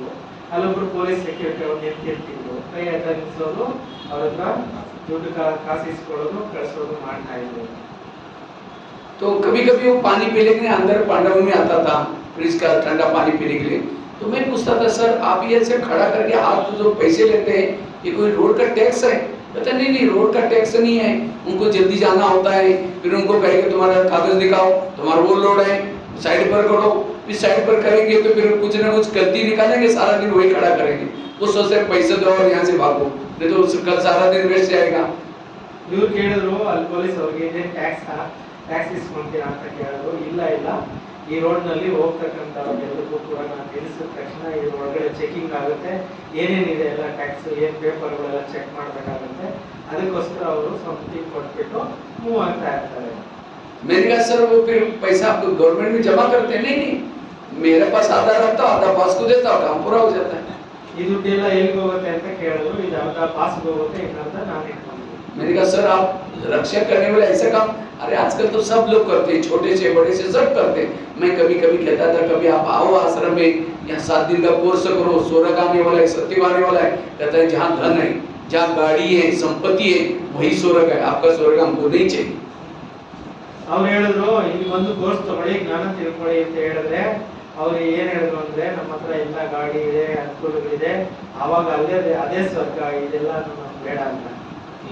कभी जब आता था वो मेरे को सूटकेस दिखाता था, देखो खाली लाया, सवेरे आपको दिखाऊंगा, भर के लेके जाऊंगा। इस तरह से रोज दोनों की दोस्ती हमारी होगी। ಸೊ ಅವರು ಡೈಲಿ ಬಂದು ತೋರಿಸ್ತಾ ಇದ್ರು, ಇಷ್ಟೊಂದು ದುಡ್ಡೆಲ್ಲ ಬರುತ್ತೆ ಅಂತ ಹೇಳ್ಬಿಟ್ಟು ಸೂಟ್ಕೇಸ್ ಎಲ್ಲ ತಂದು ತೋರಿಸ್ತಾ ಇದ್ರು. ಇದು ತುಂಬ್ಕೊಂಡು ಹೋಗ್ತೀನಿ ಅಂತೆಲ್ಲ ಹೇಳ್ತಾ ಇದ್ರು.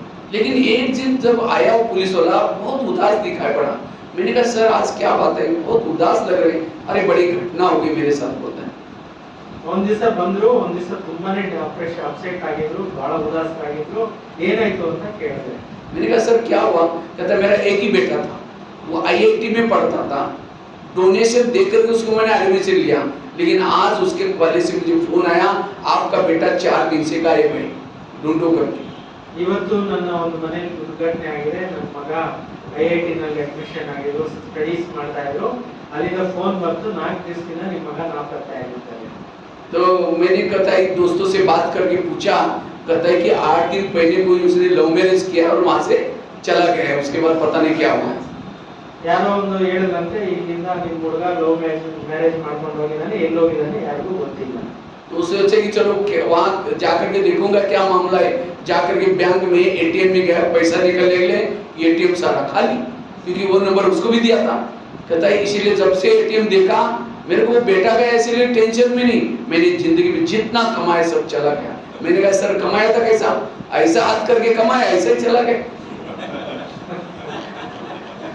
ಮಗನ ಹತ್ರ ATM ಕೊಟ್ಟಿದ್ರಂತೆ, ಇವರು ATM ಇಟ್ಕೊಂಡಿದ್ರಂತೆ. ಸೊ ಮಗನೇ ಎಲ್ಲ ಖಾಲಿ ಮಾಡ್ಕೊಂಡು ಹೊರಟಾಗಿದ್ದಾನೆ. ಎಷ್ಟು ದಿವಸ ಏನು ಕೈ ಎತ್ತಿ ಸಂಪಾದನೆ ಮಾಡಿದ್ರು ಎಲ್ಲರ ಇಸ್ಕೊಂಡಿದ್ದು ಎಲ್ಲ ಒಂದೇ ಸಲ ಹೊರಟಾಗಿತ್ತು. इसीलिए कहते हैं ना पसीने की कमाई खाओ। ಅದರಿಂದ ಪರಿಶ್ರಮದಿಂದ ಬೆವರು ಸೂಸಿ संपादने मारी थिंकिंग है। ये है कर्मों की खुई गति। आज कोई टीचर है गवर्नमेंट में और पीरियड चल रहा है, आराम से ऑफिस में बैठा है, उस पैसे से घर वालों को शांति नहीं होगी, घर वाले खुश नहीं होंगे। क्यों? हमने मेहनत करके नहीं कमाया।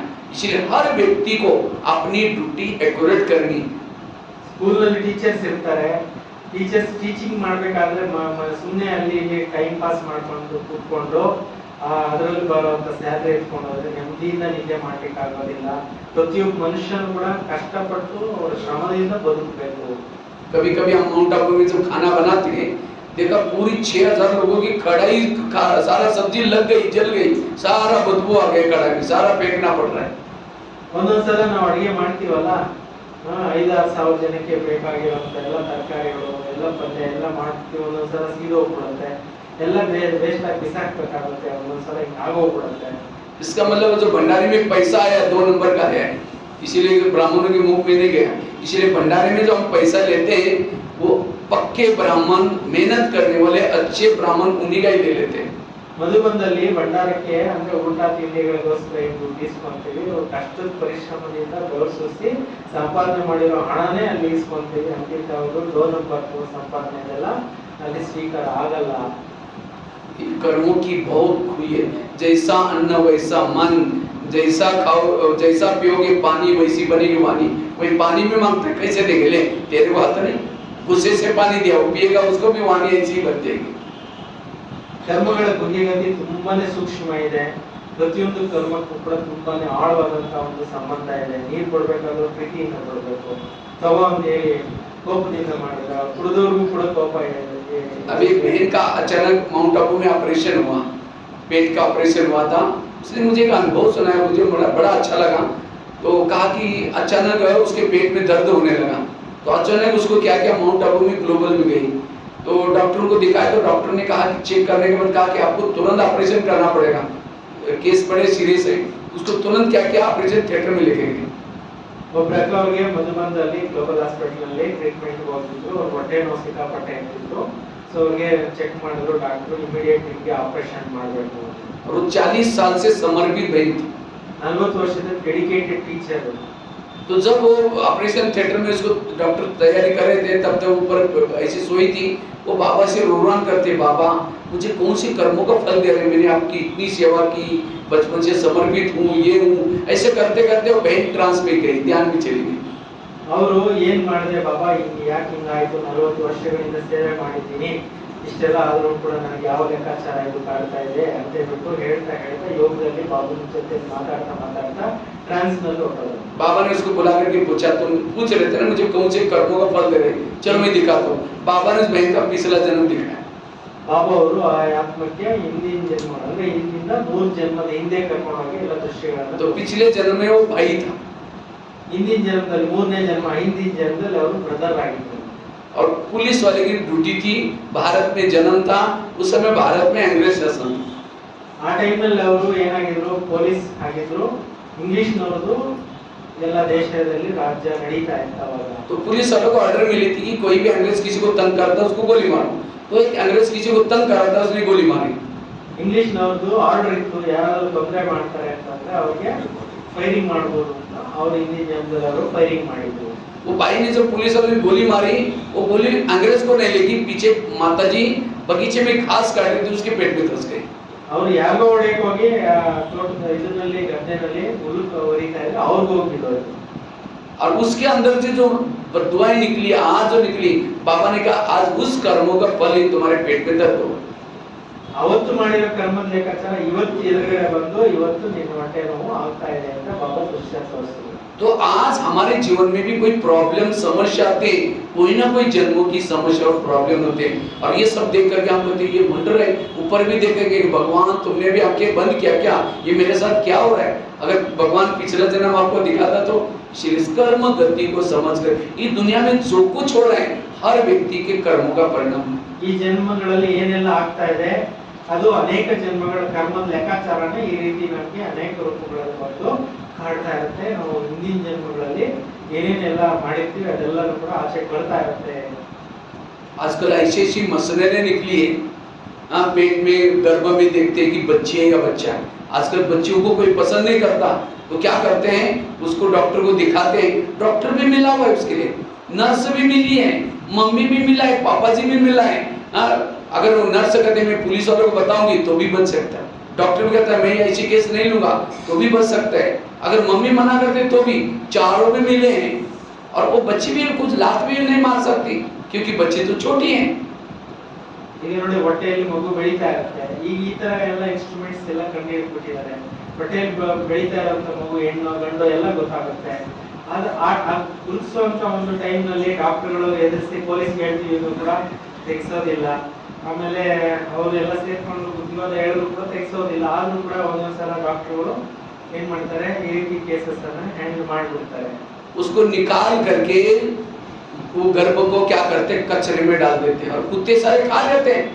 जब वो आत्मा तो मरी नहीं, वो आत्मा देखते मेरे साथ ऐसा क्या, मैं किस उम्मीद से जन्म लेने के लिए आई थी, फिर वही आत्मा उस मम्मी का, पापा जी का, उस डॉक्टर का, उस नर्स का मर्डर करके कचरे में डाल देते हैं। और ये सब घटना देख करके हम सोचते अरे वंडर है, एक व्यक्ति ने 4 को मारा, क्यों मारा, कारण तो होगा ना।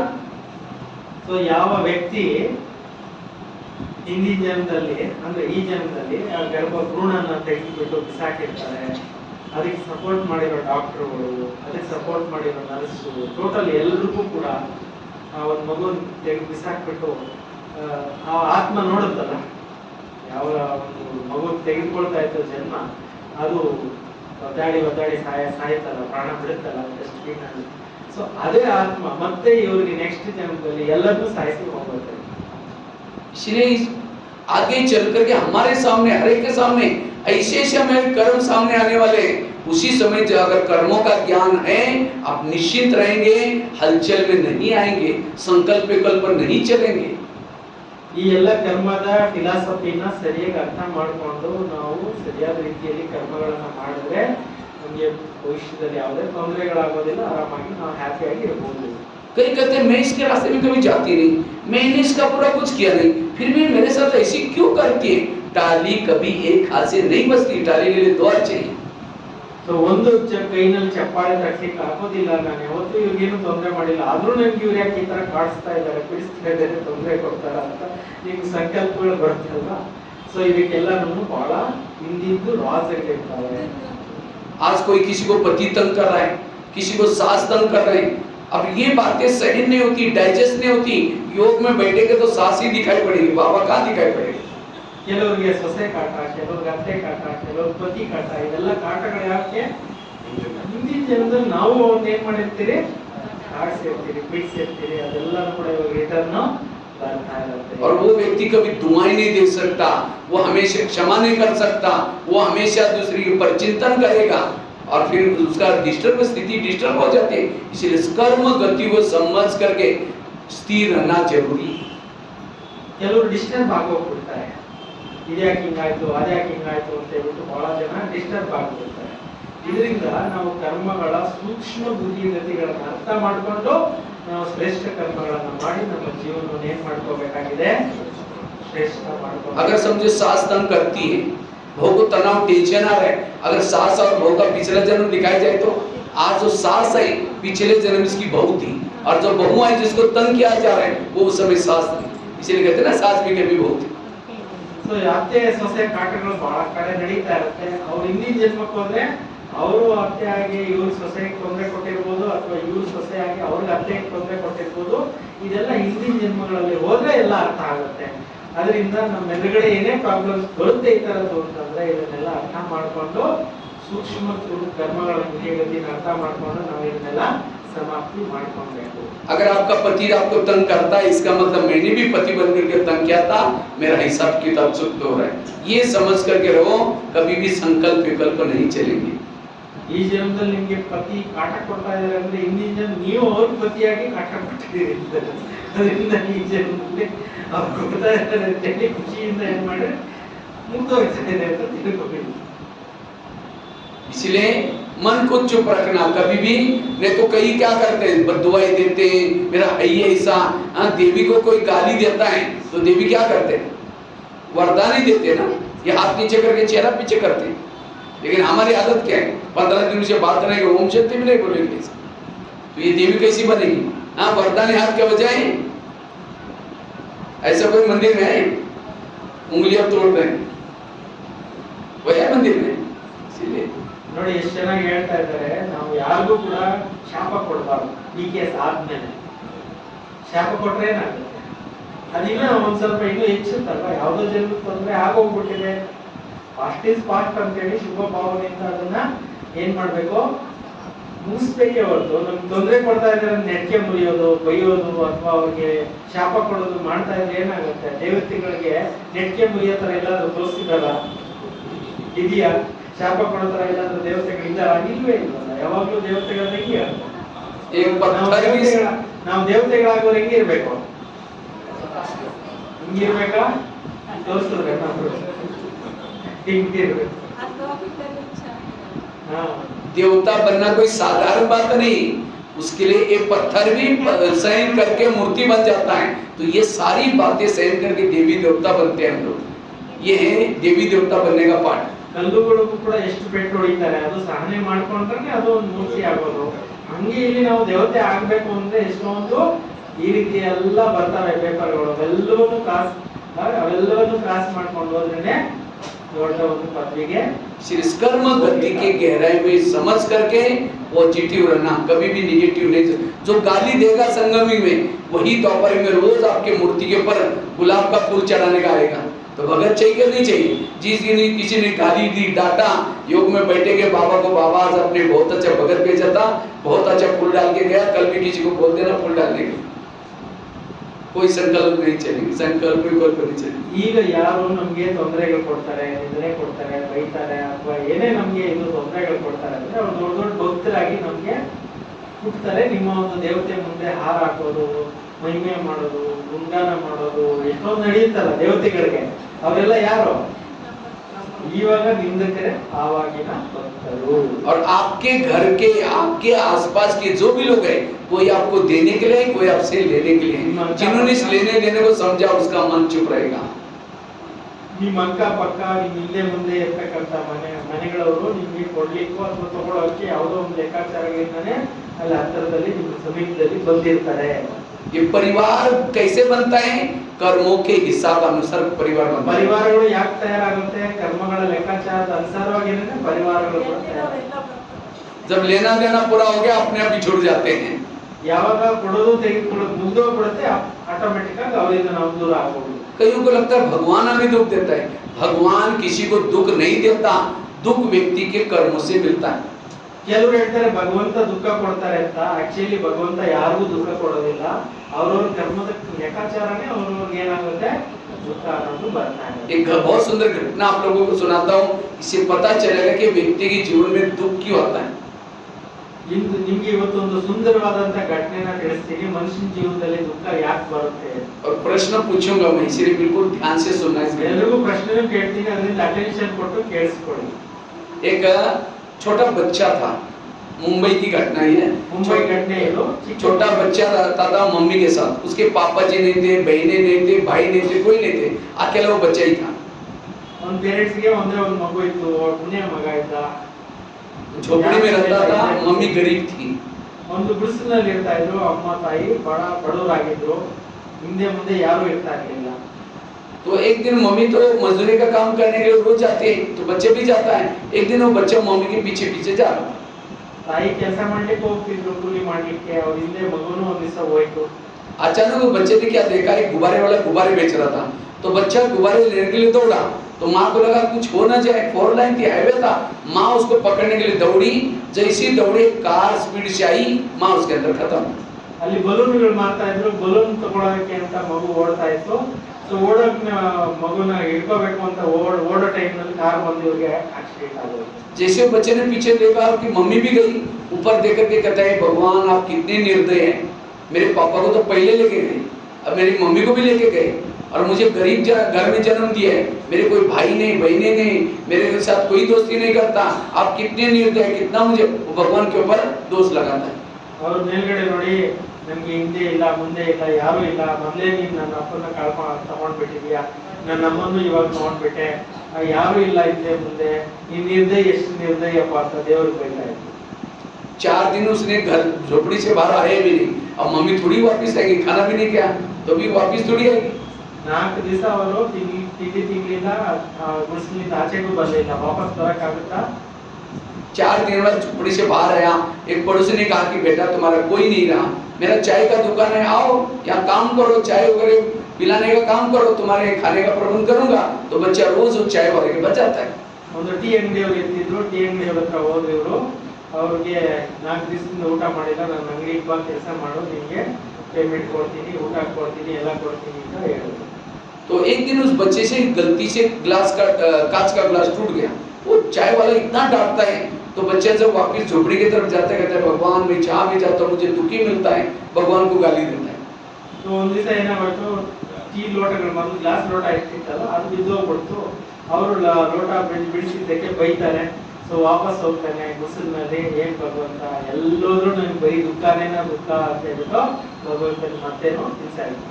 एक दिन दुकान से वापस आ रहा था, किसी ने कहा तुम्हारी मम्मी की झोपड़ी दिया था, मम्मी तो चली गई, अब तुम इसको खाली करके कहीं भी जाओ, अब रहने का भी प्रॉब्लम आया। ಆ ಗುಸಲ್ನಲ್ಲಿ ಯಾರು ಕೊಟ್ಟಿದ್ರು ಗುಸಲು, ಅವ್ರ ಅಮ್ಮ ಹೋದ್ಮೇಲೆ ನಿಮ್ಮ ಅಮ್ಮನ್ ಕೊಟ್ಟಿದ್ದು ನಿಮ್ಗೆಲ್ಲ ಕೊಟ್ಟಿದ್ದೀವಿ, ನೀನ್ ಖಾಲಿ ಮಾಡೋ ಜಾಗ ಅಂತ. आखिर वो शराबी बना, वो शराब पीता है सब टेंशन लेकर के। ಈ ಎಲ್ಲ ಟೆನ್ಷನ್ಗಳನ್ನ ಮರೀಲಿಕ್ಕೋಸ್ಕರ ಸಹಾಯ ಕೊಡೋಕೆ ಅಭ್ಯಾಸ ಮಾಡಿ. फिर उसने शादी की, पत्नी आई, वो भी झगड़ा हुआ है। ಆಮೇಲೆ ಮದುವೆ ಮಾಡ್ಕೊಂಡ್ರೆ ಅವ್ರ ಪತ್ನಿ ಏನ್ ಮದ್ದಿದ್ರು ಅವ್ರು ಸಿಕ್ಕಾಪಟ್ಟೆ ಜಗಳ ಮಾಡ್ತಿದ್ರು. फिर उसने क्या किया, स्वयं का एक दुकान चाय का चालू कर दिया, ಮತ್ತೆ ಸ್ವಯಂ ಟೀ ಅಂಗಡಿ ಓಪನ್ ಮಾಡ್ತಾರೆ. तो एक दिन चाय बेच रहा था, एक दिन में 10-12 लोग आए, चाय मांगा, चाय दिया, चाय पी के जाने लगे। तो बच्चा कहता मेरा चाय का पैसा दो, जैसा पैसा मांगा और 10-12 लोगों ने इतनी पिटाई की, बेहोश करके छोड़ के सामान बिखोर करके चले गए। ಒಂದ್ ದಿವಸ ಟೀ ಅಂಗಡಿಗೆ ಒಂದು 7-8 ಜನ ಬರ್ತಾರೆ, ಬಂದ್ಬಿಟ್ಟು ಟೀ ಕುಡಿತಾರೆ, ಟೀ ಕುಡಿದು ವಾಪಸ್ ಹಣ ಕೊಡ್ಲಿಲ್ಲ, ಹಾಗೆ ಹೋಗ್ತಾ ಇದ್ರು. ಸೊ ಕೇಳಿದ್ದಕ್ಕೆ ಅವರೆಲ್ಲ ಓಡದ್ಬಿಟ್ಟು ಮೂರ್ಛಿತನಾಗಿ ಮಾಡಿ ಹೊರಟರು. उसको लास्ट में होश आया और बच्चे को देखा सामान गिरा हुआ है, मेरा सारा दुकान की तोड़-फोड़ किए, ऊपर देखकर कहता है भगवान अभी तो मैंने जैसा वैसा जमाया था, फिर भी मेरा कितना दुख देते, भगवान को गाली देता है। आखिर वो सोचता है चलो पत्नी को जाकर सुनाता हूँ, पत्नी ने कुछ बोला मेरे साथ ऐसा हुआ, वो और ही झगड़ा करते तुम ही ऐसा है। ಸೊ ಹಿಂಗೆಲ್ಲ ಮೂರ್ಛಿತರಾಗ್ಬಿಟ್ಟಿದ್ರು. ಹೊಡೆದಾಗ ಆಮೇಲೆ ಸ್ವಲ್ಪ ಹೊತ್ತಾದ್ಮೇಲೆ ಪ್ರಜ್ಞೆ ಬರುತ್ತೆ. ಪ್ರಜ್ಞೆ ಬಂದು ನೋಡಿದ್ರೆ ಇಲ್ಲೆಲ್ಲ ಚೆಲ್ಲಾಪಿಲ್ಲಿ ಮಾಡಿಬಿಟ್ಟಿದ್ದಾರೆ, ಹೊಡೆದ್ಬಿಟ್ಟು ಹೊರಟೋಗ್ಬಿಟ್ಟಿದ್ದಾರೆ. ಇದನ್ನ ಘಟನೆ ಮನೆಗೆ ಹೋಗಿ ಹೇಳೋಣ, ಪತ್ನಿಗೆ ಹೇಳೋಣ ಅಂತಂದ್ರೆ ಅವರು ಜಗಳ ಮಾಡೋರೆ, ಯಾರಿಗೆ ಹೇಳೋದು? तो लास्ट में क्या होता है, वो दुखी होकर के सो रहा था, तो उसकी खिड़की खुली थी, उसकी आंख ऊपर आकाश की तरफ गई, कहता है भगवान आप कितने मुझे दुख दिया, भगवान को गाली देता है। आखिर ऐसे करते करते सो गए। ಸೊ ಮಲಗಿರೋ ಟೈಮಲ್ಲಿ ಕಿಟಕಿ ಕಾಣಿಸುತ್ತೆ. ಕಿಟಕಿಯಿಂದ ಆಕಾಶದ ಕಡೆ ನೋಡ್ತಾ, ಹೇ ಭಗವಂತ ನನಗೆ ಎಷ್ಟೊಂದು ಹಿಂಸೆ ಆಗ್ತಾ ಇದೆ, ಜೀವನದಲ್ಲಿ ಎಷ್ಟು ದುಃಖ ಕೊಡ್ತಾ ಇದೆಯಾ ಹಾಗೆ ಅಂತ ಹೇಳ್ಬಿಟ್ಟು ಭಗವಂತ ಮತ್ತೆ ಹಿಂಸೆ ಮಾಡಿ ಮಲಗ್ಬಿಡ್ತಾನೆ. तो रात को 3-4 बजे के बीच में खिड़की से आवाज आने लगा, बेटा उठो बेटा उठो। वो बच्चे की नींद खुली, अब कौन है कौन है? 3-4 ಗಂಟೆ ಮಧ್ಯದಲ್ಲಿ ಒಂದು ಆವಾಜ್ ಬರುತ್ತೆ ಕಿಟಕಿಯಿಂದ, ಎದ್ದೇಳು ಮಗು ಎದ್ದೇಳು ಮಗು ಅಂತ. तो आवाज आया कि मैं तुम्हारा पिताजी हूँ। कहता मेरा पिताजी? वो पहले मरा हुआ है। नहीं मैं तुम्हारे आत्मा का पिता परमात्मा हूँ। ಅವಾಗ ಅಲ್ಲಿ ಆವಾಜ್ ಕೂಗ್ ಬರುತ್ತೆ, ನಮ್ಮಪ್ಪ ನಾನು ನಿಮ್ಮ ಅಪ್ಪ ಅಂತ ಹೇಳಿ ಸೌಂಡ್ ಬರುತ್ತೆ. ನಮ್ಮಪ್ಪ ಮೊದಲೇ ಸತ್ತೋಗ್ಬಿಟ್ಟಿದ್ದಾರೆ ಅಂತ ಹೇಳಿದಾಗ, ಇಲ್ಲ ನಿಮ್ಮ ಅಪ್ಪ ಆತ್ಮ ತಂದೆ, ನಾನು ಸತ್ತಿಲ್ಲ, ನಾನು ಇದ್ದೇನೆ. फिर वो बच्चा कहता अच्छा भगवान मैं आपसे बात नहीं करूंगा, आपने कितना मुझे दुख दिया कितना। फिर आवाज करता है आता है बेटा ये मैंने कुछ नहीं दिया, ये सब तुम्हारे कर्मों का परिणाम है, चलो मैं दिखाता हूँ करके भगवान ने क्या क्या उस बच्चे का हाथ पकड़ करके महल के पास लेके गए। ಸೊ ಆ ಮಗುಗೆ ದೇವರು ಹೇಳ್ತಾರೆ, ನಿನಗೆ ನಾನೇನು ದುಃಖ ಕೊಡ್ಲಿಲ್ಲ, ಭಗವಂತನ ಇನ್ಸಲ್ಟ್ ಮಾಡ್ತಾರಲ್ಲ, ನಾನೇನು ದುಃಖ ಕೊಡ್ಲಿಲ್ಲ, ಇದು ನಿಂದೇ ಕರ್ಮದ ಲೆಕ್ಕಾಚಾರ, ಹಿಂದಿನ ಜನ್ಮಗಳಲ್ಲಿ ನಿನಗೆ ತೋರಿಸಿ ಕರ್ಕೊಂಡು ಹೋಗ್ತೀನಿ, ಬಾ ಅಂತ ಕರ್ಕೊಂಡು ಹೋಗ್ತೀನಿ. जैसे महल के पास लेके गए तो बच्चे कहते हैं भगवान आप मुझे पिछला जन्म दिखाने वाले थे, ये महल के कहाँ पास काला है, चलो मैं दिखाता हूँ। ನೀವು ಹಿಂದಿನ ಜನ್ಮಕ್ಕೆ ಕರ್ಕೊಂಡು ಹೋಗ್ತೀನಿ, ಕರ್ಕೊಂಡು ಹೋಗ್ತಾ ಇದೆಯಲ್ಲ, ಈ ಮನೆ ತೋರಿಸ್ತಾ ಇದೆಯಲ್ಲ, ಏನ್ ಕತೆ ಅಂತ ಕೇಳ್ತಾರೆ. जैसे अंदर गए तो कुछ कैदियों को सिपाही क्या कर रहे थे, चाबुक से जोर जोर से मार रहे थे। ಆ ಒಂದು ಒಳಗಡೆ ಕೆಲವು ಬಂದಿಗಳನ್ನ ಏನ್ ಮಾಡ್ತಾ ಇದ್ರು, ಹೊಡಿತಾ ಇದ್ರು ಚಾಟಿನಲ್ಲಿ. तो बच्चा पूछता है भगवान ये कैदियों को क्यों मारा जा रहा है? तो भगवान ने कहा कि इनके राजा ने पकड़ करके मार करके ऑर्डर किया है, अब इनकी क्या गलती है वो सिपाही की। ಮಹಲ್ನಲ್ಲಿ ರಾಜ ಆರ್ಡರ್ ಮಾಡಿರ್ತಾರೆ, ಈ ಎಲ್ಲ ಕೈದಿಗಳನ್ನ ಹಿಡ್ಕೊಂಡು ಚೆನ್ನಾಗಿ ಹೊಡೀರಿ ಅಂತ ಹೇಳ್ಬಿಟ್ಟು ಆರ್ಡರ್ ಮಾಡಿರ್ತಾರೆ. ಹೊಡೆಯೋದೇನೋ ದೋಷ ಇಲ್ಲ, ರಾಜ ಆರ್ಡರ್ ಮಾಡಿದ್ದಾರೆ, ಅವ್ರೇನೋ ತಪ್ಪು ಮಾಡಿದ್ದಾರೆ, ಅವರು ಅನುಭವಿಸ್ತಾ ಇದ್ದಾರೆ. तो लेकिन भगवान ने कहा ये कैदी को नहीं पता है, जिस 10-12 लोगों ने तुम्हारी पिटाई की थी उनका पिछला जन्म है। फिर कहता अच्छा ये ऐसे है, इनको मारना चाहिए। ಸೊ ಹೇಳ್ತಾರೆ, ನಿನ್ನನ್ನು ಇವಾಗ ಯಾರು ಹೊಡೆದೋದ್ರು ಕಟ್ಟಿ ಅಂಗಡಿನಲ್ಲಿ, ಇವರೇ ಹಿಂದಿನ ಜನ್ಮದಲ್ಲಿ ಕೈದಿಗಳಾಗಿ ಬಂದಿರೋದು ಅಂತ ಹೇಳ್ಬಿಟ್ಟು ತೋರಿಸ್ತಾರೆ. जैसे आगे गए राजा बैठा था मंत्री बैठा, ಸ್ಟೋರಿ राजा बैठा था मंत्री बैठे थे। ಸರಿಯಾಗಿ ಕೇಳಿಸ್ಕೊಳ್ಳಿ. ಯಾರು ಬಂದು ಅಕ್ಕಿ ಅಂಗಡಿಯಲ್ಲಿ ಹೊಡೆದೋಗಿದ್ರು ಅವರೇನೆ ಅಲ್ಲಿ ರಾಜರ ಆಜ್ಞೆಯಿಂದ ಹೊಡ್ಸ್ಕೊಂತಾ ಇದ್ದಾರೆ. तो जैसे आगे गए, राजा बैठा था, मंत्री बैठा था, मदिरा पी रहे थे, एक बच्चे से ग्लास मंगवाया था, तो बच्चा थोड़ा देरी से आया, राजा बहुत डांटता है, जैसे डांटा बच्चा घबरा गया, ग्लास भी टूट गया और जोर से डांटता है। तो बच्चे जो भगवान के साथ कहते हैं, भगवान ये छोटे बच्चे को क्यों डांटा जा रहा है? कहता राजा का स्वभाव ही ऐसा है। लेकिन भगवान ने कहा ये बच्चा कौन है पता है? जी चाय वाले ने तुमको डांटा था, उसका पिछला जन्म है। फिर कहता डांटना चाहिए, बड़ा खराब था। ಸೊ ನೆಕ್ಸ್ಟ್ ಇನ್ನೊಂದ್ ಕಡೆ ಕರ್ಕೊಂಡು ಹೋದ್ರು, ರಾಜನ ದರ್ಬಾರ್ ನಡೀತಾ ಇತ್ತು. ಅದರಲ್ಲಿ ಒಂದು ಸಣ್ಣ ಮಗು ಗ್ಲಾಸ್ ಎತ್ಕೊಂಡು ಬರ್ತಾ ಇತ್ತು. ರಾಜ ಬೈದ್ರು.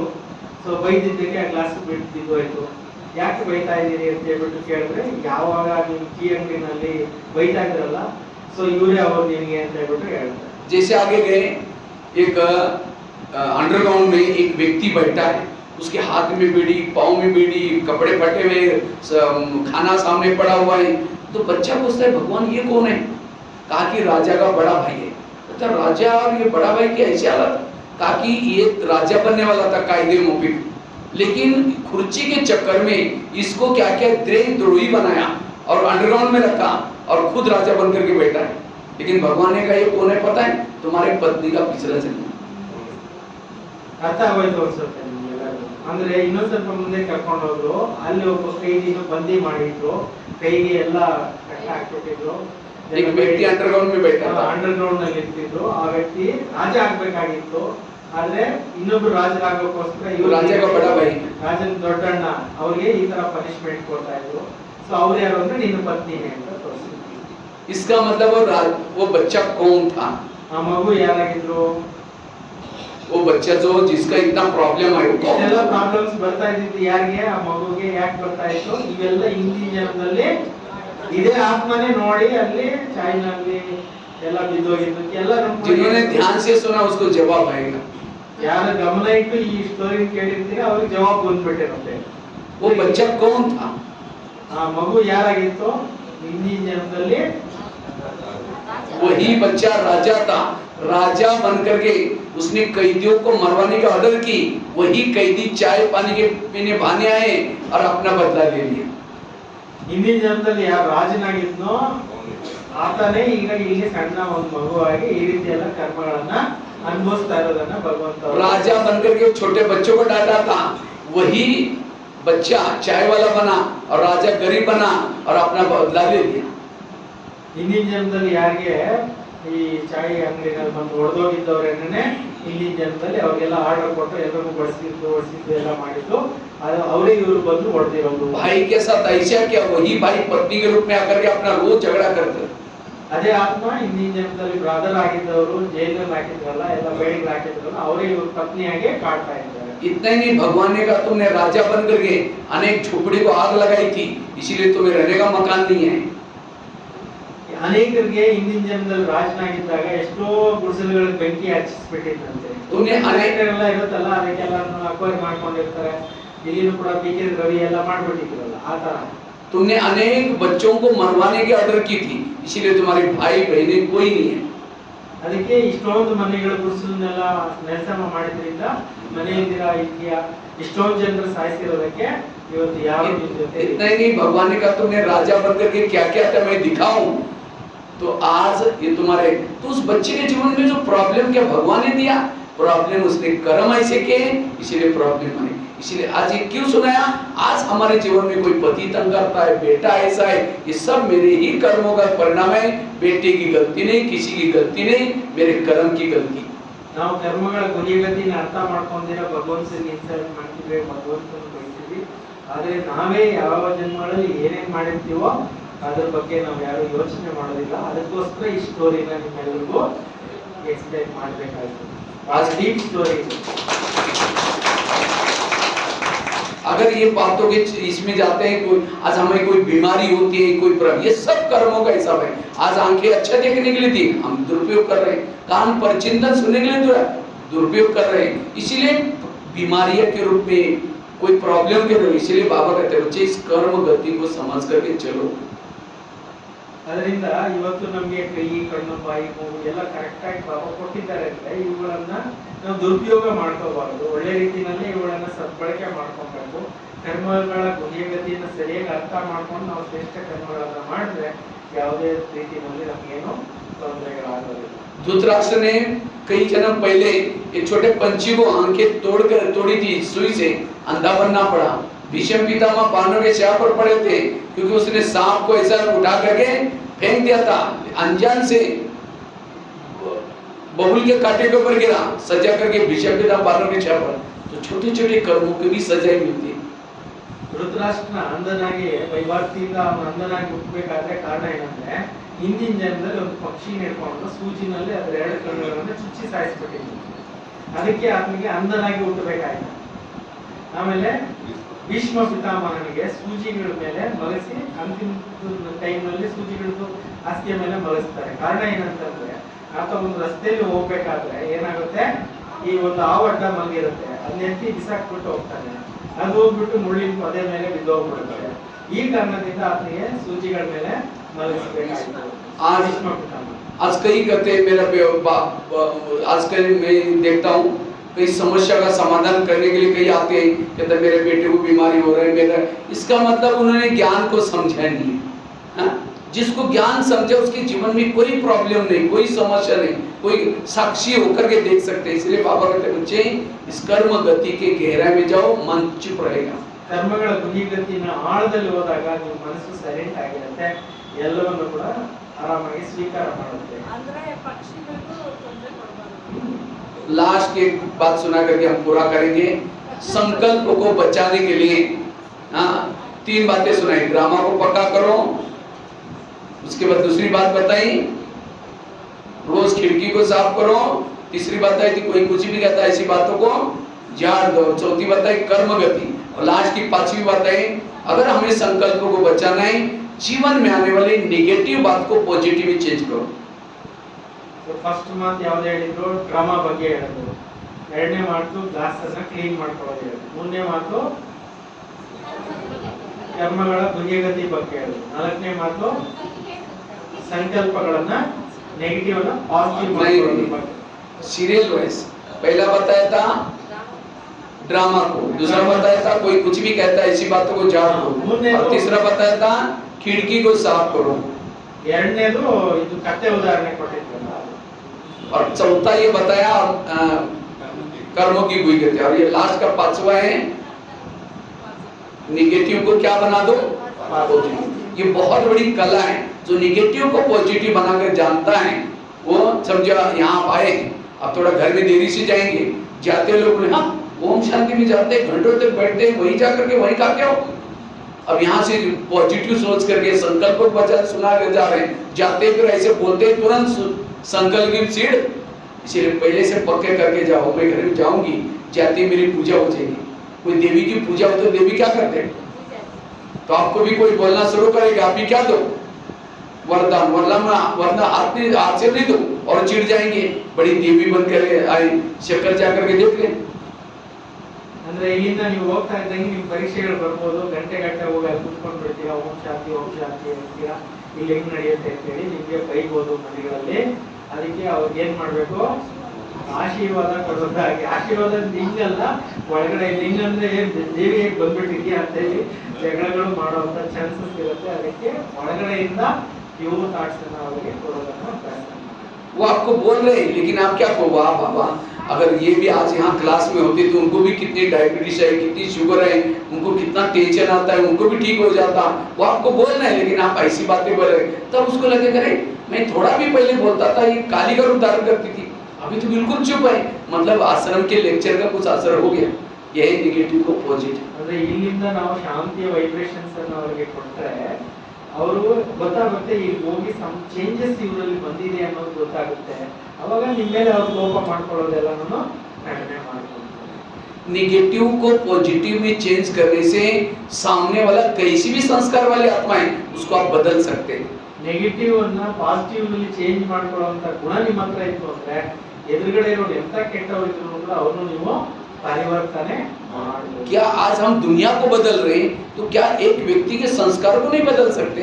ನಾವು ಈ ಜಗತ್ತನ್ನೇ ಬದಲಾವಣೆ ಮಾಡ್ಲಿಕ್ಕೆ ಹೊರಟಿದೀವಿ ಅಂದ್ರೆ ಒಬ್ಬ ವ್ಯಕ್ತಿ ಸಂಸ್ಕಾರನ ಬದಲಾವಣೆ ಮಾಡಕ್ ಆಗಲ್ವಾ? उसे किनारा नहीं करो, उसे दूर नहीं भागो, वही रह करके अपनी शुभ भावना से उसको चेंज करो संस्कारों को। ಅವರಿಂದ ದೂರ ಆಗಬೇಡಿ, ಅವರನ್ನ ಶುಭ ಭಾವನೆಯಿಂದ ಪರಿವರ್ತನೆ ಮಾಡಿ. भले कंप्लेन करके नहीं, गुस्सा करके नहीं, प्यार से उनको नेगेटिव को पॉजिटिव में चेंज करके उनके संस्कार बदलो। ಪ್ರೀತಿಯಿಂದ ಅವರ ಸಂಸ್ಕಾರಗಳನ್ನ ಬದಲಾಯಿಸೋರಾಗಿ, ಕೋಪ ಮಾಡ್ಕೊಂಡು ಬದಲಾಯಿಸೋರಲ್ಲ, ಸ್ನೇಹ ಪ್ರೀತಿ ಕೊಟ್ಟು ಅವರನ್ನು ಬದಲಾಯಿಸೋರು. बदला नहीं लेना है, अपने को बदल करके उसके संस्कार बदलना है। ಸೇರಿ ತೀರಿಸ್ಕೋಬಾರ್ದು, ನಾವು ಅವರ ಪ್ರೀತಿಯಿಂದ ಅವರಲ್ಲಿ ಪರಿವರ್ತನೆಗಳನ್ನ. भले समय लगेगा, टाइम लगेगा, लेकिन वो आत्मा चेंज हो जाएगी। ಕೈ ಬಿಡಿಸುತ್ತೆ, ಆತ್ಮ ಚೇಂಜ್ ಆಗೇ ಆಗುತ್ತೆ. मैंने खुद ऐसे प्रयोग किए, ನಾನು ಎಷ್ಟೋ ಪ್ರಕಾರದಲ್ಲಿ ಖುದ್ದು ಪ್ರಯತ್ನಗಳನ್ನ ಈ ಪುರುಷಾರ್ಥನ ಮಾಡಿದ್ದೇನೆ. मेरा खुद का एक अनुभव आपको सुनाता हूं। ನಂದು ಒಂದು ಅನುಭವ ನಿಮ್ಗೆ ಹೇಳ್ತೀನಿ. मैं दिल्ली में रहता था। ನಾನು ಡೆಲ್ಲಿನಲ್ಲಿ ಇರ್ತಿದ್ದೆ. दिल्ली में हम लोग लगभग 40 भाई बहन साथ में रहते थे। 40 ಜನ ಸೋದರ ಸೋದರಿಯರು ಮಧುಬನದಲ್ಲಿ ಪಾಂಡವ ಭವನದಲ್ಲಿ ಇರ್ತಾ ಇದ್ವಿ. मधुबन नहीं, दिल्ली, दिल्ली पांडव भवन। वहाँ काफी सारे फॉरेनर आते थे, उनको 8 दिन 4 दिन रहते थे, इसीलिए उनका खाना बनाना 200-150 गेस्ट आते थे। खाना बनाना, किसी की टिकट बनाना, किसी को छोड़ना है, आवास निवास देना है, कई कारोबार रहता था, इसलिए 40 भाई बहन समर्पित थे। ಅಲ್ಲಿ 40 ಜನ ಯಾಕೆ ಇರ್ತಿದ್ರು ಅಂದ್ರೆ ದೇಶ ವಿದೇಶಗಳಿಂದ ಗೆಸ್ಟ್ಗಳು ಬರ್ತಿದ್ರು, ಅವ್ರಿಗೆ ಅಡಿಗೆ ಮಾಡೋದು, ಊಟ ತಿನ್ನಿಸೋದು, ಅವ್ರಿಗೆ ಹೋಗೋದಕ್ಕೆ ಬರೋದಕ್ಕೆ ವ್ಯವಸ್ಥೆಗಳು, ಟಿಕೆಟ್ ಮಾಡಿಸೋದು, ಇಷ್ಟೆಲ್ಲ ಕಾರೋಬಾರ್ ಜಾಸ್ತಿ ಇರುತ್ತಲ್ಲ. तो मेरी ड्यूटी थी किचन की। ನನಗೆ ಡ್ಯೂಟಿ ಸಿಕ್ಕಿತ್ತು ಕಿಚನ್ ನಲ್ಲಿ ಸೇವೆ ಮಾಡೋದು. तो किचन में खाना बनाने की ड्यूटी थी। तो सवेरे का नाश्ता, दोपहर का भोजन, रात्रि भोजन। ಬೆಳಗ್ಗೆ ನಾಷ್ಟಾ, ಮಧ್ಯಾಹ್ನ ಊಟ, ರಾತ್ರಿ ಭೋಜನ ಇಷ್ಟು ಮಾಡಬೇಕಾಗುತ್ತೆ. कभी 150, कभी 100 जितने गेस्ट होते थे हमेशा। ಗೆಸ್ಟ್ಗಳು ಕೆಲವೊಮ್ಮೆ 150, ಕೆಲವೊಮ್ಮೆ 200 ವರ್ಗು ಕೂಡ ಗೆಸ್ಟ್ಗಳು ಬರ್ತಾ ಇದ್ರು. तो गेस्ट को खाना खिलाने के लिए 3 बहनों की ड्यूटी थी। सवेरे का नाश्ता दूसरी बहन खिलाती थी, दोपहर का भोजन दूसरी बहन, और रात का भोजन तीसरी बहन खिलाती थी। ಮೂರತ್ತು ಊಟ ಮಾಡಿಸಲಿಕ್ಕೆ 3 ಜನ ಬೇರೆ ಬೇರೆ ಅಕ್ಕಂದನ್ನ ನೇಮಕ ಮಾಡಲಾಗಿತ್ತು. अब कईयों के पुराने संस्कार होते हैं, कई तो अच्छे भी होते हैं, कईयों के बाकी सारी विशेषताएं, लेकिन एक आधी कमजोरी भी होती है। ಕೆಲವರಲ್ಲೆಲ್ಲ ಒಳ್ಳೆ ಗುಣಗಳು ಇರುತ್ತೆ, ಕೆಲವರಲ್ಲಿ ವೀಕ್ನೆಸ್ಗಳು ಇರ್ತವೆ ಅಕ್ಕಂದ್ರಲ್ಲಿ. तो एक दोपहर का जो भोजन खिलाती थी उस बहन के अंदर थोड़ा गुस्से का संस्कार।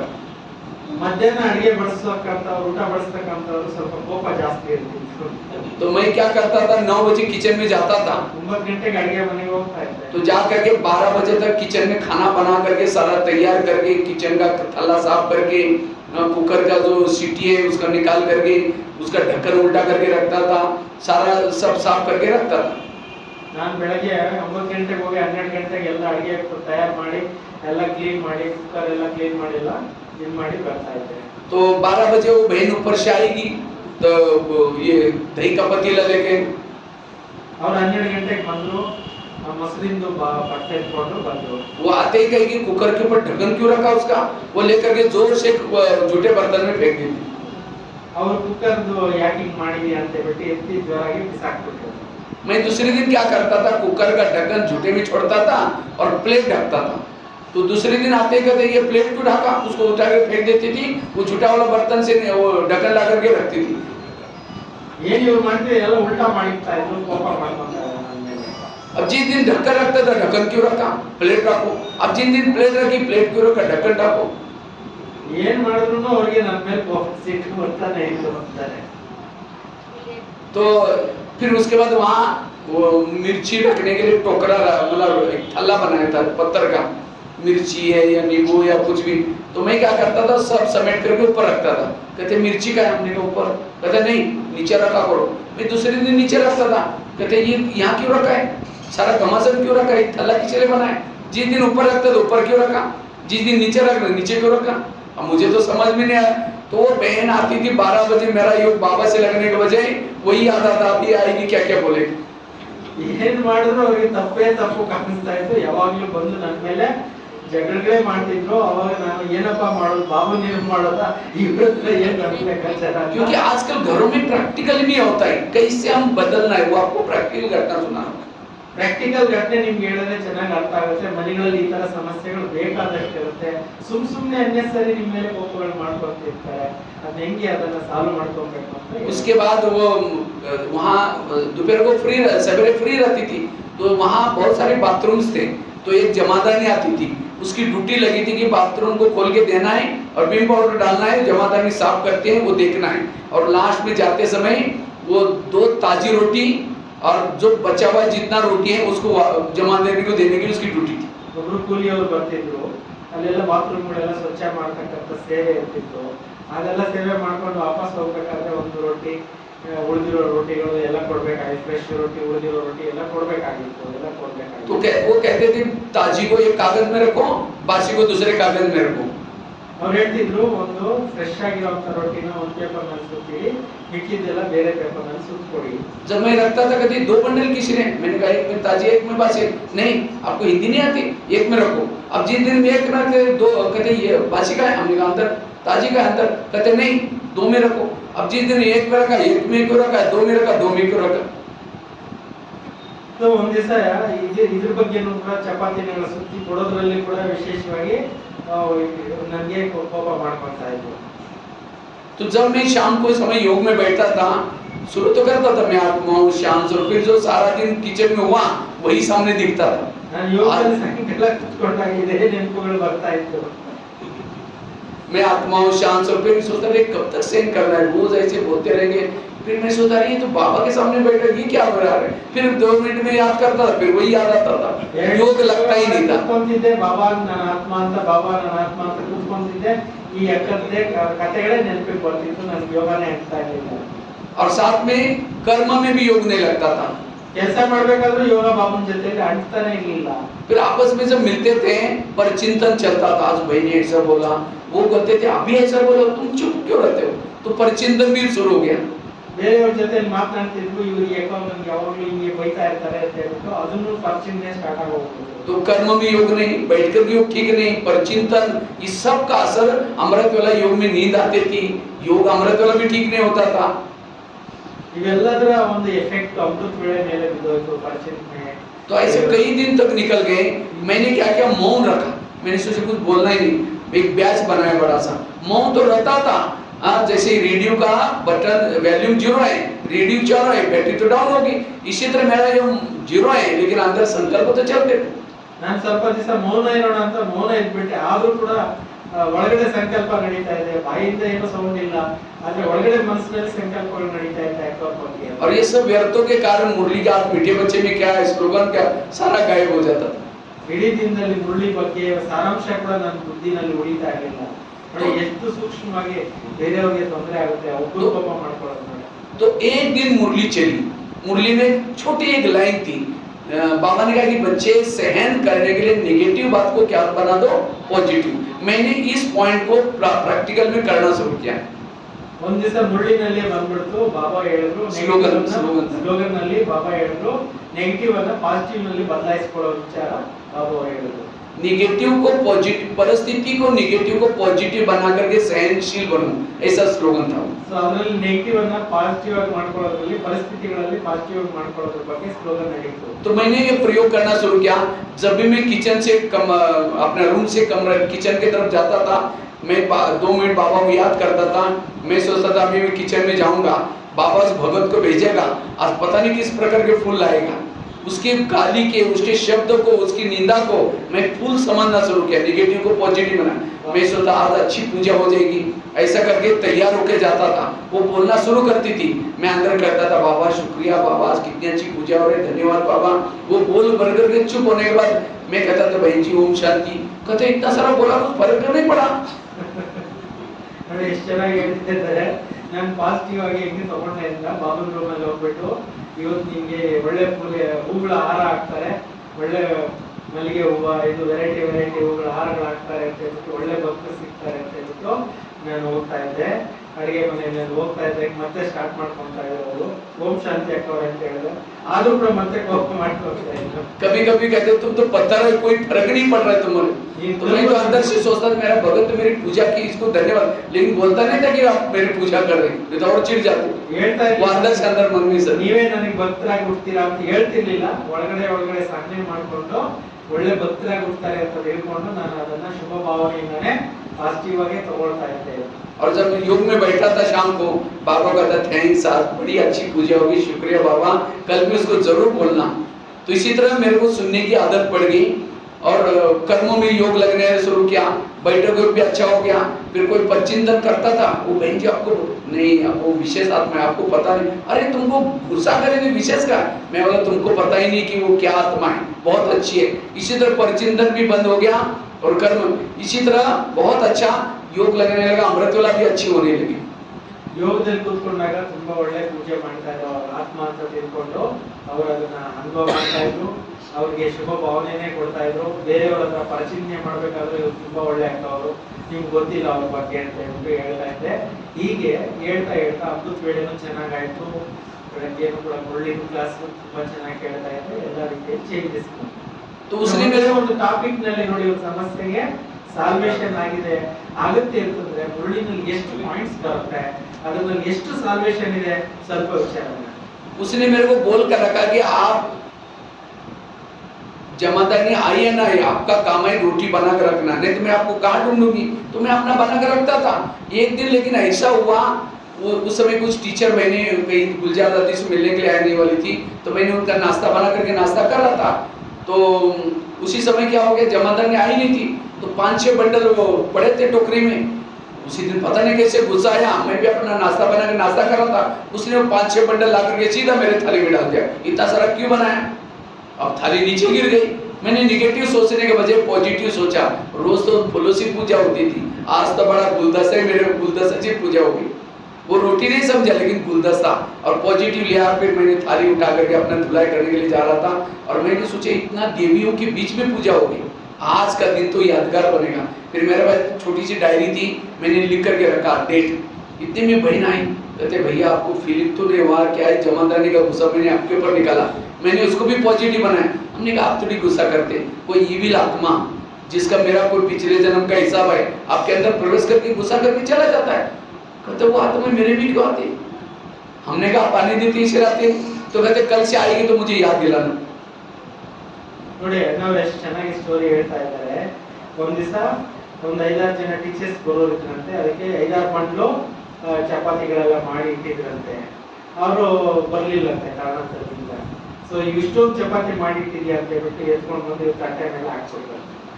ಅದ್ರ ತಟ್ಟೆನೂ ಕೆಳಗಡೆ ಬಿದ್ದೋಯ್ತಂತೆ. ಇವತ್ತು ಬಹಳ ದೊಡ್ಡ ಹೂವಿನ ಹಾರ ನನ್ನ ಮೇಲೆ ಬಿತ್ತು ಅಂತ ಹೇಳಿ ನಾನು ಆ ತರ ಪಾಸಿಟಿವ್ ಆಗಿ ತಗೊಂಡೆ.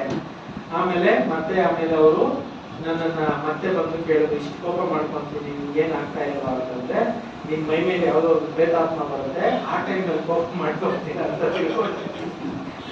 ಹೇಳಿದ್ರಂತೆ. ಆಮೇಲೆ ಹೇಳಿದ್ರಂತೆ ಅವರು, ಆ ಟೈಮ್ನಲ್ಲಿ ನನ್ ನೆನಪು ಯಾವ್ದು ಪ್ರೇತಾತ್ಮ ಬರುತ್ತೆ ಅಂತ ಹೇಳ್ಬಿಟ್ಟು ಅವ್ರು ಮತ್ತೆ ಕೇಳಿದ್ರು ಅಂತ ಹೇಳಿದ್ರು. वो कहते हैं जब भी वो आत्मा आएगी मेरे को याद दिलाना। फिर जब भी गुस्सा करते हैं मैं देखो आत्मा आ गया, गुस्सा कहते हम आने नहीं देते। धीरे धीरे उसने गुस्सा करना छोड़ दिया। ये है शिव भावना का प्रयोग।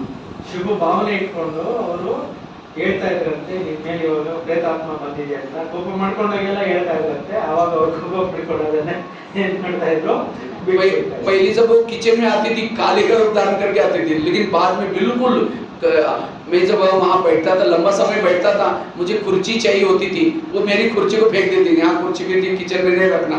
लेकिन जब मैंने कुछ 2 साल लगा ये प्रयोग करता रहा, मैं जब खड़ा खड़ा लिखता था, मेरे को भैया आपको लिए कुर्सी लेके आओ। अब पहले फेंकते थे, आप ला करके देते, कहते भैया आज आप क्या चिंतन कर रहे हैं, क्या टॉपिक है। पहले तो बिल्कुल ये, लेकिन चेंज ये है पॉजिटिव का प्रयोग। ಅಂದ್ರೆ ನಾವು ಶುಭ ಭಾವನೆಯಿಂದ 1-2 ವರ್ಷ ಈ ರೀತಿನೇ ಪುರುಷಾರ್ಥ ಮಾಡ್ತಾ ಬಂದ್ರೆ, ಮೊದಲು ನಾನು ಕೂತ್ಕೊಂಡ್ರೆ ಚೇರ್ ಎತ್ತಿ ಬಿಸಾಕ್ತಾ ಇದ್ರು ಅಂತ ಅವರು ನಾನು ಮುರಳಿ ಬರೆಯಕ್ಕೆ ಸ್ಟಾರ್ಟ್ ಮಾಡ್ತಾ ಇದ್ದೆ, ಬೇರೆ ಬೇರೆ ಪುರುಷಾರ್ಥಕ್ಕೋಸ್ಕರ ಮಾಡ್ತಿದ್ದೆ. ಅವಾಗ ಅವರೇ ಚೇರ್ ಎತ್ಕೊಂಡು ಬಂದು ಇಡೋ ತರ ಆದ್ರು, ಕೂತ್ಕೊಳ್ಳೋಕೆ ಚೇರ್ ಕೊಡಲ್ಲ, ಹಾಗೆ ಎಲ್ಲ ಚೇಂಜ್ ಆಯ್ತು. ಅವ್ರಿಗೆ ಕೋಪ ತಾಪ ಎಲ್ಲ ಬಿಟ್ಟು ಹೋಯ್ತು. ಕೈ ಬಿಡಿಸುತ್ತೆ ಕೆಲವ್ರ ಜೊತೆಯಲ್ಲಿ. दादी क्या करती थी, जो पुरानी बहनें होती थी उसको नया सेंटर खोलने के बाद वहाँ भेजती थी।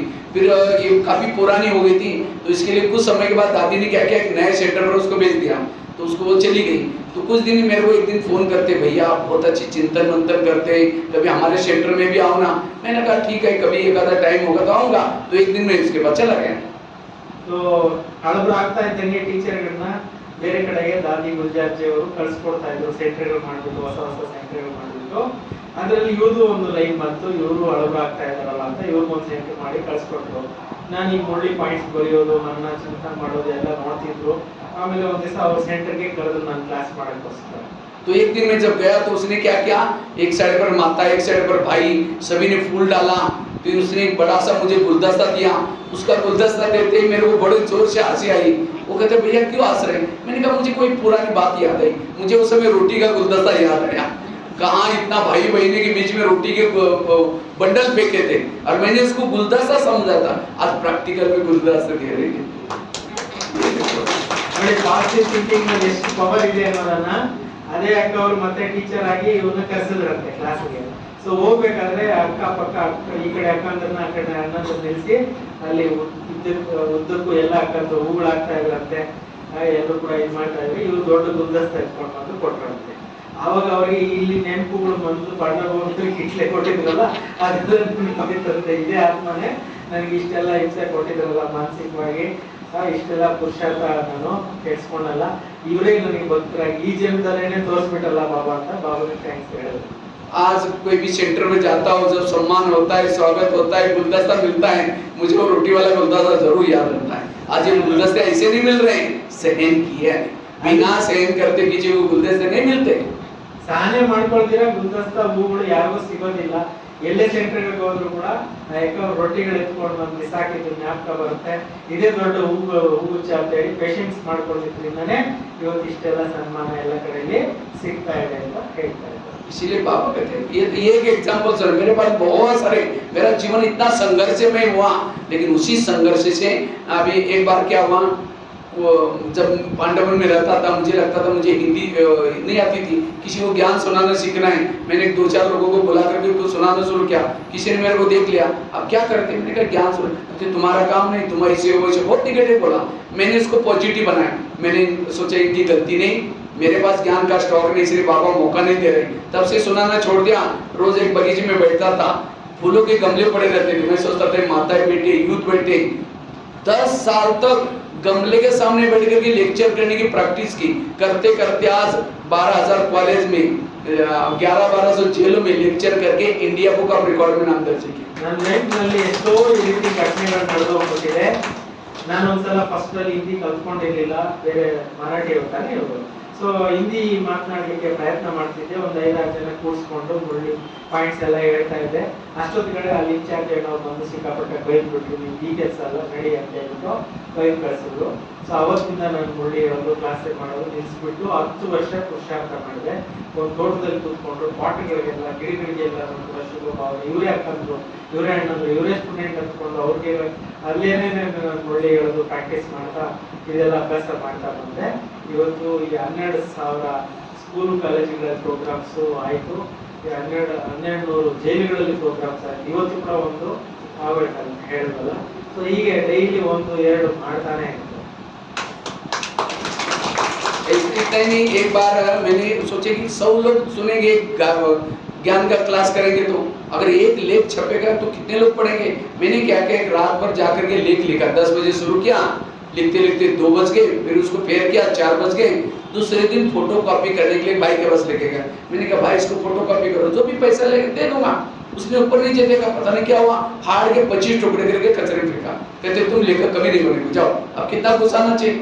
मैंने पॉजिटिव लिया, मैंने सोचा इनकी कोई गलती नहीं, आज से मैं फोटो कॉपी नहीं करूंगा, उसको बार बार लिखूंगा। बार बार लिखने से करेक्शन होता गया, अच्छा अच्छा चिंतन चला।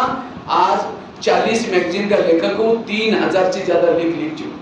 ಈಗ ನೋಡಿ, ಬರೀ ಕ್ಲಾಸ್ ಮಾಡಿದ್ರೆ 3 ಜನಕ್ಕೆ ಅಷ್ಟೇ ಹೋಗುತ್ತೆ. ಇದನ್ನ ನಾನು ಬರವಣಿಗೆಯಲ್ಲಿ ಬರೆದು ರಾತ್ರಿ ಎಲ್ಲ ಎದ್ದು ಕೂತ್ಕೊಂಡು ಬರೆದು ಎಲ್ಲ ಬರೆದು ನಾನು ಅನೇಕ ಪೇಪರ್ಗಳು ಕಳಿಸಿದೆ, ಲಕ್ಷಾಂತರ ಜನ ಓದ್ತಾರೆ ಅಂತ ಹೇಳ್ಬಿಟ್ಟು ಬರೆದೆ. ಅದನ್ನು ಬರೆದು ಎತ್ಕೊಂಡು ಹೋಗಿ ಜೆರಾಕ್ಸ್ ಮಾಡಿಸೋಣ ಅಂತ ಕೊಟ್ಟರೆ ಜೆರಾಕ್ಸ್ ಮಾಡಿಸೋನು ಅರದ್ ಬಿಸಾಕ್ಬಿಟ್ಟ. ನನಗೆ ರಾತ್ರಿ ಎಲ್ಲ ಮಾಡಿರೋ ಶ್ರಮನೆಲ್ಲ ನೀರ್ಪಾಲ್ ಮಾಡ್ಬಿಟ್ಟ, ಎಷ್ಟೋ ಕೋಪ ಬರ್ಬೋದು ಅವಾಗ ಯೋಚನೆ ಮಾಡಿ. ಆದ್ರೆ ನಾನು ಅವ್ರ ಮೇಲೆ ಕೋಪ ಮಾಡ್ಕೊಂಡಿಲ್ಲ. ಆಮೇಲೆ ನಾನೇನ್ ಮಾಡಿದೆ, ಫೋಟೋ ಕಾಪಿ ಮಾಡೋದೇ ನಿಲ್ಲಿಸ್ಬಿಟ್ಟು ಬರಿತಾ ಹೋದೆ. ಈಗ 40 ಮ್ಯಾಗಝೈನ್ಗಳಲ್ಲಿ ಬರೀತೀನಿ. ಲಕ್ಷಾಂತರ ಜನಕ್ಕೆ ಇವತ್ತು ಸೇವೆಗಳು ಬರವಣಿಗೆ ಮುಖಾಂತರ ಕೂಡ ಲೇಖನಗಳ ಮುಖಾಂತರನೂ ಸೇವೆ ಆಗ್ತಾ ಇದೆ ಅಂತ.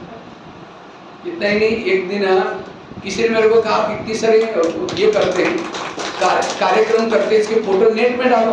मुझे इंटरनेट का फोटो कुछ आता ही नहीं था, क्योंकि मेरी पढ़ाई 5 क्लास हुआ है, 5वीं से 10वीं तक। तो मैंने कुछ फोटो एक सीडी में डाल करके भाई के पास लेके गया। मैंने कहा भाई इसको नेट में कहीं डाल देना। उसने कहा तुम तो पाई पैसे का आदमी, तुम्हारे फोटो नेट में थोड़े होते। तो मुझे लगा नेट क्या होते हैं, मुझे उसको सीखना है। और सीखते सीखता खुद इतना सारा सीखा हूँ। आज यूट्यूब में, गूगल में बीके भगवान भाई डालो, लगभग 8000 से ज्यादा क्लासेस मिलेंगे, बहुत सारे ब्लॉग। आज हर एक के जेब में बैठा हूँ। ನೋಡಿ, ಯಾವತ್ತೂ बहुत बड़ी सेवा हो रही है। ಸೇವೆಗಳು ಮಾಡಿದ ಫೋಟೋಗಳು ಎತ್ಕೊಂಡು ಹೋಗ್ಬಿಟ್ಟು ಒಬ್ರು ಅಣ್ಣ ಅವ್ರು ಕೊಟ್ಟೆ, ಇದನ್ನ ನೆಟ್ ನಲ್ಲಿ ಹಾಕಿ ಆನ್ಲೈನ್ ನಲ್ಲಿ ಎಲ್ರಿಗೂ ಕಳಿಸಿ ಅಂತ ಹೇಳ್ಬಿಟ್ಟು ಅವ್ರು ಇನ್ನೇನು ದೊಡ್ಡ ವ್ಯಕ್ತಿ ಅಲ್ಲ ಅಂತ ಹೇಳಿ ಬಿಸಾಕಿದ್ರು. ಅವತ್ತು ನಾನು ಚಾಲೆಂಜ್ ತಗೊಂಡೆ. ಓದಿರ್ಲಿಲ್ಲ ಜಾಸ್ತಿ, ಅದ್ರ ಬಗ್ಗೆ ನಾಲೆಡ್ಜ್ ಇರಲಿಲ್ಲ, ಯಾವ ತರ ನೆಟ್ ನಲ್ಲಿ ಇಂಟರ್ನೆಟ್ ಅಲ್ಲಿ ಸೇವೆ ಮಾಡಬೇಕು ಅನ್ನೋದು ನನಗೆ ಏನು ಗೊತ್ತಿರಲಿಲ್ಲ. ಆದ್ರೆ ಇವತ್ತು ಎಷ್ಟು ಸಾವಿರ, 3000 क्लासेस है, हाँ? क्लासेस इसमें उसमें तो 7-8 हजार 5-6-7 चैनल है। बीके भगवान भाई डालो तो सारे चैनल सामने आते हैं। बीके भगवान ಅಂತ ನೀವು ಚೆಕ್ ಮಾಡಿದ್ರೆ ಅದರಲ್ಲಿ ನಿಮಗೆ ಎಲ್ಲ ಬರುತ್ತೆ. ಎಷ್ಟು ಕ್ಲಾಸಸ್ ಮಾಡಿದೀವಿ, 7,000 ಕ್ಲಾಸಸ್ ಇದೆ. ಎಷ್ಟೊಂದೆಲ್ಲ ಲೇಖನಗಳು ಬೇಕಾದಷ್ಟೆಲ್ಲ.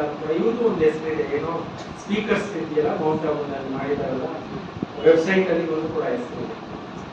इसलिए हर परिस्थिति को पॉजिटिव बनाया, सकारात्मक। इसलिए मैंने केवल लेक्चर सुना ना, लेकिन मैंने खुद इसके अनुभव किए हुए, और उसी से स्थिति हमारी पावरफुल बनेगी। अन्यथा अगर परिस्थिति को नेगेटिव बनेंगे तो योग नहीं लगेगा। ಬಹಳ ಪರಿಶ್ರಮ ಪಟ್ಟು ಮುಂದಕ್ಕೆ ಬಂದಿದ್ದೀವಿ. ಪ್ರತಿಯೊಂದು ಪರಿಸ್ಥಿತಿನಲ್ಲಿ ಕೂಡ ನಾವು ಮುಂದಕ್ಕೆ ಬಂದು ಪುರುಷಾರ್ಥ ಮಾಡಿ ನಿಮ್ಗೆ ಅನುಭವ. जब मैं पढ़ता था पैसे नहीं रहते थे, तो रद्दी से डायरी लाता था, पानी से धुलाई करके फिर लिखता था। तो दोबारा लिखने से शायद पड़ जाती थी। तो एक बार टीचर डायरी होमवर्क चेक करा था, तो टीचर ने देखा ये क्या तुम राइटिंग लिखते हो, डायरी को लेकर दीवार पर फेंक दी। वो धागे से सिलाई किया था, टूट गया, पूरा क्लास में बिखर गया। उस समय मुझे बहुत संकल्प आया कि मैं अपना राइटिंग ऐसा बनाऊंगा, लोग उसको फ्रेम करके रखेंगे।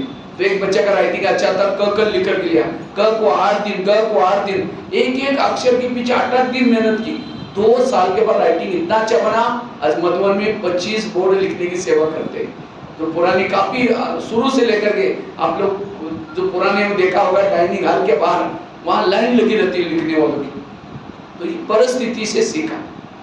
ಒಂದ್ಸಲ ನಾವು ಸ್ಕೂಲ್ ನಲ್ಲಿ ಪೇಪರ್ಗಳನ್ನ, ನಮ್ಮ ಪೇಪರ್ ಇರ್ತಿಲ್ಲ, ಕಷ್ಟದಿಂದ ಓದ್ತಾ ಇದ್ವಿ. ಪೇಪರ್ ಇರ್ಲಿಲ್ಲ ಅಂತ ಹೇಳ್ಬಿಟ್ಟು ವೇಸ್ಟ್ ಪೇಪರ್ ತಂದು ಅದನ್ನ ಏನ್ ಬರ್ದಿರ್ತಾರೆ ಅದನ್ನ ಇಂಕನ್ನ ತೊಳೆದ್ಬಿಟ್ಟು ನಾನು ಮತ್ತೆ ಅದೇ ಪೇಪರ್ ನಲ್ಲೇ ಬರೀತಾ ಇದ್ದೆ. ಬುಕ್ಗಳು ಅವಾಗ ಕಷ್ಟ ಆಗ್ತಿತ್ತು, ಬಡತನ ಇರ್ತಿತ್ತು. ಒಂದ್ ದಿವಸ ಮೇಸ್ಟ್ ಏನ್ ಮಾಡಿದ್ರು, ನಾನು ಬರ್ದಿರೋದು ನೋಡ್ಬಿಟ್ಟು ಏನು ಹಳೆ ಪೇಪರ್ ನಲ್ಲಿ ಬರ್ದಿದ್ಯಾ ಅಂತ ಹೇಳಿ ತಿಳಿಸಾಕ್ಬೇಕಂತೆ. ಅದು ದಾರ ಕಟ್ಟಿದ್ರು, ದಾರ ಎಲ್ಲ ಮುರಿದೋಯ್ತು, ಎಲ್ಲ ಕಡೆ ಅದು ಸ್ಪ್ರೆಡ್ ಆಗೋಯ್ತು. ಅವಾಗ ಅವ್ರಿಗೆ ತುಂಬಾ ಬೇಜಾರಾಯ್ತಂತೆ. ಈ ರೀತಿ ನಾನು ಮುಂದೆ ಪುರುಷಾರ್ಥ ಮಾಡ್ತೀನಿ, ಈಗ ಅನೇಕರಿಗೆ ಪ್ರೇರಣಾದಾಯಿ ಆಗುವಂತಹ ಕೆಲಸ ಮಾಡ್ತೀನಿ ಅಂತ ಹೇಳಿ ಆಮೇಲೆ ಒಂದು ಬರೆಯೋದು ಎಲ್ಲ ಪ್ರಾಕ್ಟೀಸ್ ಮಾಡ್ತಾ ಇವ್ರು ನೋಟಿಸ್ ಬೋರ್ಡ್ 10-20 ಕಡೆ ಬರೀತಾರೆ. ಪಾಯಿಂಟ್ಸ್, ಬಾಬಾ ಮುರಳಿ ಪಾಯಿಂಟ್ಸ್ ಅನ್ನ ಮನನಾಚಿಂತ ಮಾಡಿ बर्दू अल्लल्ले ನೇತಾಕಿರ್ತಾರೆ. लोगों ने मारे पत्थर, उसी पत्थर को चुन करके सीढ़ी बनाई और जीवन में सफलता प्राप्त की। ಜನರು ಕಲ್ಲು ಹೊಡೆದ್ರು, ಆ ಕಲ್ಲುಗಳನ್ನು ಮೆಟಲ್ ಮಾಡ್ಕೊಂಡು ಮೇಲೆ ಬಂದಿದ್ರು. भगवान भाई ऐसे नहीं बने, बहुत लोगों ने छाने हथौड़ी लगाई उन्हीं मंत्राओं का।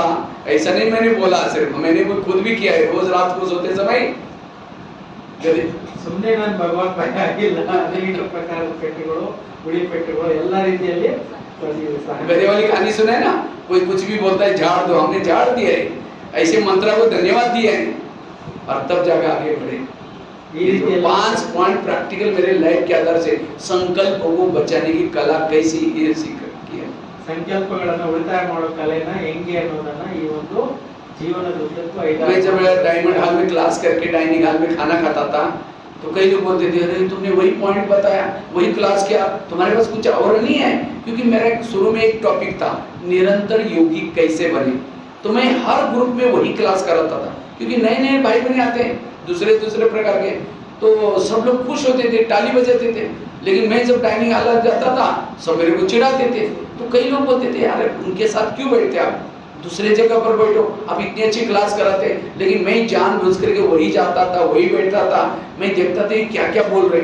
फिर मैं जब डायमंड हॉल में क्लास करता था, नई नई एग्जाम्पल, नए नए चिंतन करते करते आज मेरे पास 200 टॉपिक हो गए। अगर उनकी निंदा ना सुनते तो ನಾನು ಒಂದೇ ಟಾಪಿಕ್ ಬಗ್ಗೆ ಹೆಚ್ಚಿಗೆ ಕ್ಲಾಸ್ ಮಾಡ್ತಿದ್ದೆ. ಹೊಸ ಶುರು ಬರ್ತಾರೆ ಅಂತ ಒಂದೇ ಟಾಪಿಕ್ ಬಗ್ಗೆ ಹೆಚ್ಚಿಗೆ ಕ್ಲಾಸಸ್ ಮಾಡ್ತಿದ್ದೆ. ಅದನ್ನ ಕೆಲವರೆಲ್ಲ ಟೀಕೆ ಟಿಪ್ಪಣಿಗಳು ಮಾಡ್ತಿದ್ರು ಮಧುಬಂದಲ್ಲಿ. ಆದ್ರೂ ಬಹಳ ಜನಕ್ಕೆ ಇಷ್ಟ ಆಗ್ತಿತ್ತು, ಚಪ್ಪಾಳೆ ತರ್ತಾ ಇದ್ರು, ಖುಷಿ ಆಗ್ತಾ ಇದ್ರು. ಆದ್ರೆ ನಾನು ಅದನ್ನೇ ಚಾಲೆಂಜ್ ಆಗಿ ತಗೊಂಡು ಈ ಜನಗಳು ಬೈಯೋದೆಲ್ಲ ಚಾಲೆಂಜ್ ಆಗಿ ತಗೊಂಡು ಇವತ್ತು ಅನೇಕ ಸಾವಿರಾರು ಟಾಪಿಕ್ಗಳ ಬಗ್ಗೆ ನಾನು ಕ್ಲಾಸಸ್ ಅನ್ನ ಮಾಡಿದ್ದೇನೆ. निंदा जगाती है, ग्लानी जगाती है, महिमा सुलाती है। मेरे जो महीना करता है मैं उसके बाद नहीं जाता हूँ। जो मेरी बुराई करता है रोज जाते जाते उसके पहले मिलता हूँ, क्योंकि वो सामने वाला आईना है, हमारे अंदर बुराई बताता है और हमें और ही आगे बढ़ाता है। मुझे मेरी बुराई करने वाला, विघ्न डालने वालों को मैंने गुरु बनाया। एक गुरु ने मुझे लेखक बनाया, एक गुरु ने मुझे आर्टिकल सिखाया, उन गुरुओं का धन्यवाद। ನಾನು ನನಗೆ ಮಹಿಮೆ ಮಾಡೋರ ಹತ್ರ ಹೆಚ್ಚಿಗೆ ಹೋಗಲ್ಲ, ನನ್ನ ಬೈಯೋರ ಹತ್ರ ಹೆಚ್ಚಿಗೆ ಹೋಗ್ತೀನಿ. ಯಾಕೆ ಅಂತಂದ್ರೆ ಒಬ್ಬೊಬ್ರು ಒಂದೊಂದ್ ತರ ನನಗೆ ಜೀವನದಲ್ಲಿ ಪಾಠಗಳನ್ನ ಕಲಿಸ್ಕೊಟ್ಬಿಟ್ಟಿದ್ದಾರೆ. इसलिए पॉजिटिव बनना, सारे क्लास का सार पॉजिटिव। ಅದಕ್ಕೆ ಪಾಸಿಟಿವ್ ಆಗಬೇಕು. ಎಲ್ಲ ಟೋಟಲ್ ಕ್ಲಾಸ್ ನ ಸಾರಾಂಶ ಏನು? ಪಾಸಿಟಿವ್ ಆಗೋಣ. ठीक है, ओम शांति। ಓಂ ಶಾಂತಿ.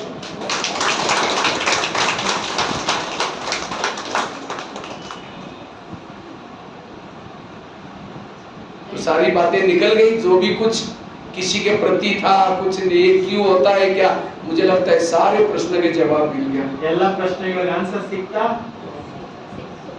ओके।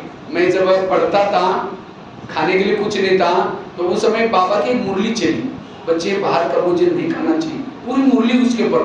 और मेरा तो घर से टिफिन आता था, तो मैंने सोचा मैं बाहर का खाता हूँ। मैं बाहर गया, प्रतिज्ञा कि आज से बाहर का भोजन नहीं खाऊंगा। 8 दिन तो मैंने कुछ खाया नहीं, क्योंकि टिफिन आता था किसी को देता था।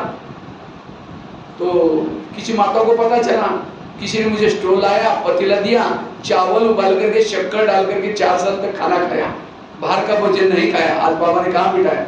मधुबन में 25,000 लोगों का भोजन बनाने वाला बिठाया। ಮೊದಲು ಕೆಲಸ ಮಾಡ್ತಾ ಇರ್ಬೇಕಾದ್ರೆ ಬಾಬಾ ಮಳ್ಳಿ ಬಂತು ಎಲ್ಲಿ ಹೊರಗಡೆ ತಿನ್ಬಾರ್ದು ಅಂತ. ಹೊರಗಡೆ ತಿನ್ಲಿಕ್ಕೆ ಆಗ್ತಾ ಇರಲಿಲ್ಲ, ಅದರಿಂದ ಒಂದು ವಾರ ಉಪವಾಸ ಇಟ್ಬಿಟ್ಟಿದ್ದೆ. ಆಮೇಲೆ ಸಕ್ಕರೆ ಅನ್ನ ಬೆರೆಸ್ಕೊಂಡು ತಿಂತಾ ಇದ್ದೆ.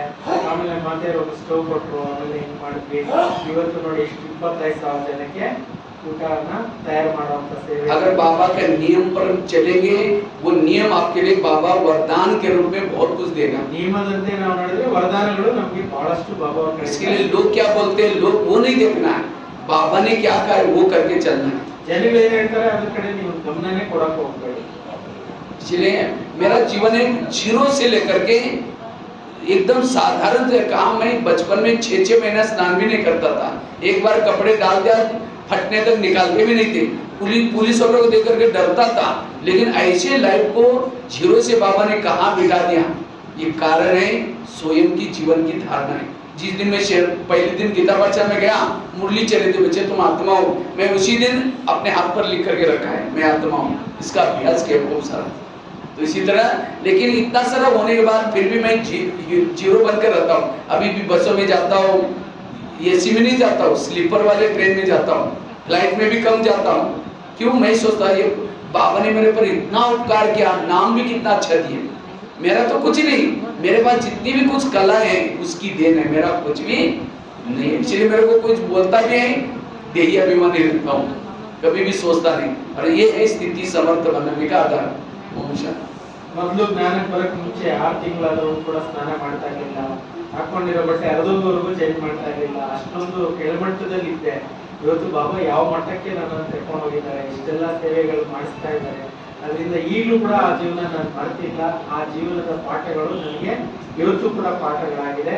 ಅದರಿಂದ ನಾನು ಈ ಒಂದು ಟ್ರೈನ್ಗಳಲ್ಲಿ ಓಡಾಡಬೇಕಾದ್ರೆ ಸ್ಲೀಪರ್ನಲ್ಲೇ ಹೆಚ್ಚಿಗೆ ಹೋಗ್ತೀನಿ, ಎಸಿನಲ್ಲಿ ಹೋಗಲ್ಲ. ಫ್ಲೈಟ್ಗಳಲ್ಲಿ ಬಹಳ ಕಡಿಮೆ ಓಡಾಡ್ತೀನಿ, ಎಲ್ಲ ಕಡೆಯಲ್ಲಿ ಓಡಾಡ್ತಿರ್ತೀನಿ. ಈಗಲೂ ಕೂಡ ನೋಡಿ, ಮೊನ್ನೆ ಬಸ್ಸಲ್ಲೇ ಬಂದಿದ್ದೆ, कोलार किंग ಬಂದ್ರು, ಬಸ್ಸಲ್ಲೇ ಬಂದ್ರು. भाई बोला था आप गाड़ी वाला गाड़ी क्यों बस ही जाते, मैं बस में जाऊँ। ಗಾಡಿ ಕಳಿಸ್ತೀವಿ ಅಂದ್ರೆ ಬೇಡ ಬಸ್ಸಲ್ಲಿ ಬಂದ್ಬಿಡ್ತೀವಿ ಅಂತ ಅವರೇ ಒಪ್ಕೊಂಡ್ರು. क्योंकि हमने दादियों की पालना की है। हाँ, एक लास्ट में एक अलराउंड दादी की एक बात सुना करके मैं पूरा करता हूँ। एक बार एक बहन की चप्पल टूट गई, तो दादी ने मेरे को कहते लाल इधर आओ, लाल कहते थे। गुलजार दादी की मम्मी को अलराउंड दादी बोलते, तो उनके साथ हम 3-4 साल तक रहे। तो और ताई ಹೆಸರು ಆಲ್ರೌಂಡ್ ದಾದಿ ಅಂತ ಇರ್ತಿದ್ರು। तो मेरे को कहते लाल इधर आओ, ಇವ್ 4 ವರ್ಷ ಇದ್ದ, ಇವನ್ನ ಲಾಲ್ ಅಂತ ಕರೀತಾ ಇದ್ರು। तो कहते लाल इधर आओ, तो मेरे को एक चप्पल दिया, कहते ये ठीक करके लेके आओ करोड़ बाग से, मार्केट से, और 15 पैसे दिया और कहते 5 पैसे का नाना इधर रखना, 10 पैसे का दूसरे जेब में रखना, नहीं तो दोनों भी इकट्ठा देखेगा तो मोची ले लेगा। वो पुराने जमाने की थी। ಸೊ ಅವ್ರು ಹಳೆ ಕಾಲದವ್ರು ಇದ್ರು, ಚಪ್ಪಲಿ ಇದನ್ನು ಹೊಲ್ಸ್ಕೊಂಡು ಬಾ, ಅರ್ಧೋಗ್ಬಿಟ್ಟಿದ್ದೆ ಚಪ್ಪಲಿ ಅಂತ ಹೇಳಿ ಕಳ್ಸಿದ್ರು। ಈ ಕಡೆ ಒಂದು 4 ಕಣೆ, ಆ ಕಡೆ ಒಂದು 4 ಕಣೆ ಜೋಬಲ್ಲಿ ಕಳ್ಸ್ಕೊಡ್ತಾ ಇದ್ರು। ಎಲ್ಲ ನೋಡ್ಬಿಟ್ರೆ ಇಸ್ಕೊಂಡ್ಬಿಟ್ಟಾರೆ ಅಂತ ಹೇಳ್ಬಿಟ್ಟು ಕಳಿಸ್ತಾ ಇದ್ರು। तो मैं गया मोची के पास, तो मैंने कहा भाई चप्पल ठीक करना है, कितना पैसा लगेगा? उसने कहा 25 पैसा लगेगा, क्योंकि उस समय 25 पैसा 82-83 की बात है, 86 से 7 की बात है। तो हाँ, उस समय 25 पैसा भी चलता था। तो मैंने कहा मैंने 15 पैसे लाया, तो कहता 15 पैसे के किल भी नहीं आएगा, जाओ बोल दिया। मैंने कहा आपको पता है एक आश्रम है, क्योंकि दिल्ली में ब्रह्मा कुमारी बोलेंगे वो मानते थे, आश्रम बोलते हैं, बहुत भावना होते हैं। मैंने कहा आश्रम है, वहाँ जो बहन है उनकी चप्पल है। कहते अच्छा वो सेक्रेटरी वाली देवी है? मैंने कहा हाँ। वो चप्पल लेकर के 5 बार उसने माथे लगाए, देवी समझ कर। ಅಂದ್ರೆ ಅವರು 25 ಪೈಸಾನಲ್ಲಿ ಹೊಲಿತಾ ಇದ್ರು, ನನ್ನ ಹತ್ರ 15 ಪೈಸಾ ಇರೋದು, 25 ಪೈಸಾ ಇಲ್ಲ, ಅಲ್ಲಿ ಆಶ್ರಮ ಇದೆ, ಆಶ್ರಮದಲ್ಲಿ ಒಂದು ದೇವಿಗಳು ಚಪ್ಪಲಿ ಇದೆ, ಆ ಚಪ್ಪಲಿನ ಅವರು 2-3 ಸಲ ನಮಸ್ಕಾರ ಮಾಡಿಬಿಟ್ಟು ಹೊಲ್ಕೊಟ್ರು। तो मैंने पर सिलाई करने के बाद पैसे दिया, कहता नहीं नहीं आश्रम का है ना लेके जाओ। मैंने लेके आया, दादी को दिया, दादी को चप्पल भी दिया और पैसे भी दिया। दादी कहते हाँ ये लाल को कुछ सेवा करने की अक्ल है। कहते वो मोची त्रेताई में 6 महीने के लिए सोरल में आएगा, वरदान दिया। ಆ ಮಾತೆ ಯಾರು ಹೊಲ್ಕೊಟ್ಟಿದ್ರಲ್ಲ ಅವರಿಗೆ ದಾದಿ ವರದಾನ ಕೊಟ್ಟರು, ಫ್ರೀಯಾಗಿ ಹೊಲ್ಕೊಟ್ರು ಅಂತ ಹೇಳಿದ್ದಕ್ಕೆ 6 ತಿಂಗಳು ಅವ್ರು ಸ್ವರ್ಗದಲ್ಲಿ ಬರ್ತಾರೆ। देखो 15 पैसे भी यज्ञ में जमा हो गया, उसका वरदान क्या दिया? 6 महीने के लिए स्वर्ग में आएगा।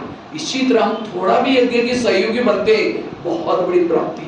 ಸ್ವಲ್ಪ ಸೇವೆ ಮಾಡಿದ್ರು ಕೂಡ ಯಜ್ಞದಲ್ಲಿ ನಮಗೆ ತುಂಬಾ ದೊಡ್ಡ ಪ್ರಾಪ್ತಿಗಳು ಆಗುತ್ತೆ। जब वहाँ बन रहा था ज्ञान सरोवर, उस समय गुलजार दादी कहते देखो हम लोग क्या जमा करेंगे ज्ञान सरोवर में? तो हमने कहा दादी हम तो समर्पित है। नहीं सोचो क्या? फिर मैंने कहा दादी हम लोग ऐसे करेंगे, जब तक ज्ञान सरोवर नहीं बनता एक टाइम का भोजन हम कम करेंगे, बंद करेंगे। 40 लोग अगर एक टाइम का भोजन कम करेंगे कितना जमा हो जाएगा? इसी तरह कोई भी यज्ञ का काम चलता है तो हमें क्या करना है? समझना कि इस साल हम पटाखे नहीं बजाएंगे, नए कपड़े नहीं सिलाई करेंगे, बचत करके यज्ञ में जमा करें। ಕ್ಯಾನ್ಸರ್ ಅವರು ಕಟ್ತಾ ಇದ್ರು, ಅವಾಗ ಗುಲ್ಜಾರ್ ದಾದಿ ಅವರು ನಾವು ಎಲ್ಲಿಂದ ತಂದಾಕೋಣ ಯಜ್ಞಕ್ಕೆ ಅಂತ ಹೇಳಿ ವಿಚಾರ ಮಾಡ್ತಾ ಇರ್ಬೇಕಾದ್ರೆ ನಾವೆಲ್ಲ ಸರೆಂಡರ್ ಆಗಿರೋರು ಎಲ್ಲಿಂದ ತರೋದು ಅಂತ ಹೇಳ್ಬಿಟ್ಟು ವಿಚಾರ ನಡೀತಾ ಇದ್ರೆ ಇವರೆಲ್ಲ ಸಂಕಲ್ಪ ಮಾಡಿದ್ರು, ಒಂದು ಊಟ ನಾವು ಕಮ್ಮಿ ಮಾಡೋಣ, ಅದ್ರಲ್ಲಿ ಊಟ ಆಗಿದ್ದನ್ನ ಕ್ಯಾನ್ಸರ್ ಅವರು ಕಳ್ಸೋಣ ಅಂತ ವಿಚಾರ ಮಾಡಿ ಅಲ್ಲಿ ಕ್ಯಾನ್ಸರ್ ಅವರು ಕಟ್ಟೋಷ್ಟು ದಿವಸ ಒಂದು ಊಟ ಬಿಟ್ಟು ಎಲ್ಲ ಮಧುಮನೆಗೆ ಕಳಿಸ್ತಾ ಇದ್ರು। आज 40 साल से हम समर्पित हैं, लेकिन मुझे लगता है तीनों जगह से सबसे ज्यादा ट्रैवलिंग करने वाला मेरा रहता है ड्यूटी।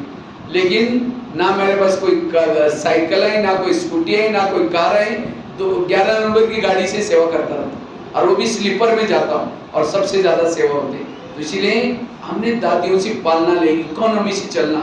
आज एसी के डब्बे भी वही जाते हैं और स्लीपर के डब्बे भी उसी टाइम पर पहुंचते, क्यों ना हम बचत करके उसी से मैं क्या करता हूँ, किताब खरीद करता हूँ और ट्रेन में बांटता रहता हूँ, ये सेवा करता हूँ। ನಾನು ಈ 3 ಕಾಂಪ್ಲೆಕ್ಸ್ಗಳೇನಿದೆ ಕ್ಯಾನ್ಸರ್ ಅವರು, ಪಾಂಡವನ ಮತ್ತೆ ಶಾಂತಿವನ 3 ಕಾಂಪ್ಲೆಕ್ಸ್ ನಲ್ಲಿ ಅತಿ ಹೆಚ್ಚು ಟ್ರಾವೆಲಿಂಗ್ ಮಾಡೋದು ಅಂದ್ರೆ ನಾನೇನೆ। ಸೇವೆಗಳು ಅಷ್ಟೇ ಬಾಬಾ ಮಾಡಿಸ್ತಾ ಇರ್ತಾರೆ, ಯಾವತ್ತೂ ಕೂಡ ನಾನು ಎಸಿನಲ್ಲಿ ಹೋಗಲ್ಲ, ಎಸಿನಲ್ಲಿ ಹೋಗೋರು ಅಷ್ಟೇ ಟೈಮ್ ತಲುಪ್ತಾರೆ, ನಾನು ಅಷ್ಟೇ ಟೈಮ್ ತಲುಪ್ತೀನಿ, ಅದರಲ್ಲಿ ಉಳಿತಾಯ ಮಾಡಿ ದುಡ್ಡು ಬುಕ್ಗಳನ್ನು ಪರ್ಚೇಸ್ ಮಾಡ್ತೀನಿ, ಪಾಂಡವದಲ್ಲಿ ತಗೊಂಡು ಬಂದು ಎಲ್ಲ ಉದ್ದಕ್ಕೂ ಟ್ರೈನ್ಗಳಲ್ಲಿ ಹಂಚ್ಕೊಂಡು ಹೋಗ್ತೀವಿ। और इसीलिए मेरे को तो सेवा का हर जगह पर एडजस्ट होकर के चलना, सबके साथ मिलकर चलना, बसों में जाना, इजीली सेवा हो जाता है। इसीलिए ಎಲ್ಲರ ಜೊತೆಲಿ ಹೊಂದ್ಕೊಂಡು ಹೋಗೋದು, ಎಲ್ಲರ ಜೊತೆಲಿ ಬಸ್ಸುಗಳಲ್ಲಿ ಕೂಡ ಓಡಾಡ್ತೀನಿ, ಸೊ ಹಾಗಾಗಿ ನನಗೆ ಏನು ತೊಂದರೆ ಇಲ್ಲ। तो आप लोग भी जरूर ऐसे अपने जीवन को बनाएंगे, इकोनॉमी से चलना, ठीक है? ओम शांति। और आप लोग भी ये नहीं समझना हम घर में रहते हैं, आप सभी भी मधुबन निवासी है। कहाँ के सभी? यहाँ कोलार में किसी लिए आए? यहाँ माया रूपी दुश्मन को मारने के लिए आपकी ड्यूटी लगी है। तो आप घर में नहीं रहते, घर भी आपका एक केंद्र है, सेवा केंद्र है, वहां भी आपको बचत करके बाबा का संदेश देना है, ये करना है। ಈಗ ನೀವು ಕೂಡ ಬಾಬಾ ಮನೆಯಲ್ಲೇ ಇದ್ದೀರಿ, ಮಧುಬಂದಲ್ಲೇ ಇದ್ದೀರಿ ಅಂತ ತಿಳ್ಕೊಂಡು ಬಾಬಾ ಅವ್ರ ಸೇವೆಯನ್ನ ಎಲ್ಲ ಕಡೆ ಉಳಿತಾಯ ಮಾಡಿ ಸೇವೆಗಳನ್ನ ಮಾಡಬೇಕಾಗಿದೆ। इसीलिए बिल्कुल घर को सेवा केंद्र समझ करके बचत करके बाबा का संदेश देना है। और बिल्कुल सबको संदेश दे, जैसे मिलिट्री होते हैं ना, मिलिट्री का हेडक्वार्टर होता है, इसी तरह ये भी मिलिट्री है। और आपकी पोस्टिंग यहाँ कोलार में हुई है। और आप सभी कौन है? मिलिट्री के आर्मी में भी कौन है? जो सोल्जर। और बहनी कौन है? कमांडर। वो आपको माउंट आबू से आई हुई हथियार बांटती है रोज। अगर एक दिन भी हथियार लेने के लिए नहीं आएंगे, माया सोचेगा अच्छा आज इसके पास कोई हथियार नहीं, ढाड़ ढाड़ ढाड़ मार करके आपको खत्म कर देंगे। इसीलिए रोज सवेरे सवेरे आना है और ज्ञान के तर्कस डाल करके हथियार लेके जाना है। फिर ಡೈಲಿ ಬನ್ನಿ, ಬುದ್ಧಿ ರೂಪಿ ಬತ್ತಳಿಕೆಯಲ್ಲಿ ಬಾಣಗಳನ್ನು ತುಂಬಿಕೊಂಡು ಹೋಗಿ ನಿಮ್ಮ ದುಶ್ಮನ್ ಮಾಯನ ಸಾಯಿಸಿ। और युद्ध सारा दिन चलता है, सवेरे नहीं चलता, रात को नहीं चलता। लेकिन हम क्या करते हैं, रात को आकर के लेके जाते, सो जाते, सवेरे माया सार हथियार लेके जाते। ಬೆಳಗ್ಗೆ ಮುರಳಿ ಕೇಳಿ ಬಹಳ ಚೆನ್ನಾಗಿರುತ್ತೆ, ಬೆಳಗ್ಗೆನೇ ನೀವು ಮುರಳಿ ಕೇಳಿ। मैं तो सोचता हूँ आप लोग क्या करो, एक 6 महीने के लिए प्रयोग करो। 6 महीने के लिए सवेरे जो आएगा उसका 6 महीने के बाद उनका सम्मान कर लो। 6 ತಿಂಗಳು ಬನ್ನಿ, 6 ತಿಂಗಳು ಯಾರು ಬರ್ತಾರೆ ಅವ್ರ ಸನ್ಮಾನ ಇಟ್ಕೊಳ್ತೀವಿ, ಬೆಳಗ್ಗೆ ಹೊತ್ತು ಬರ್ಬೇಕಾಗ್ತದೆ। ठीक है, जो सवेरे आएंगे उनका 6 महीने के बाद सम्मान हो जाएगा, ऐसा करो। 6 ತಿಂಗಳು ಬೆಳಗ್ಗೆ ಬರೋ नहीं, बात कह दिया आप लोग मुरली चालू करो, जैसा 6 बजे 6:30 बजे योग और उसके बाद मुरली चालू करना, ठीक है। ओम शांति। ಬೆಳಗ್ಗೆ ಮುರಳಿ ಕ್ಲಾಸ್ ಯಾರ್ಯಾರು ಬರ್ತೀರಾ ಕೈ ಎತ್ತಿ। 1 2 3 चलो ट्राई करो, सभी आओ तो अच्छा है। ओके चलो ओके, कल से कितना बजे मुरली चालू हो जाएगी? 7 से 7:30 बजे पूरा हो, सीधी सीधी मुरली पढ़ो, बीच में कुछ सुना नहीं। ಇವಾಗ ಏನು 7:30 ಇಂದ 8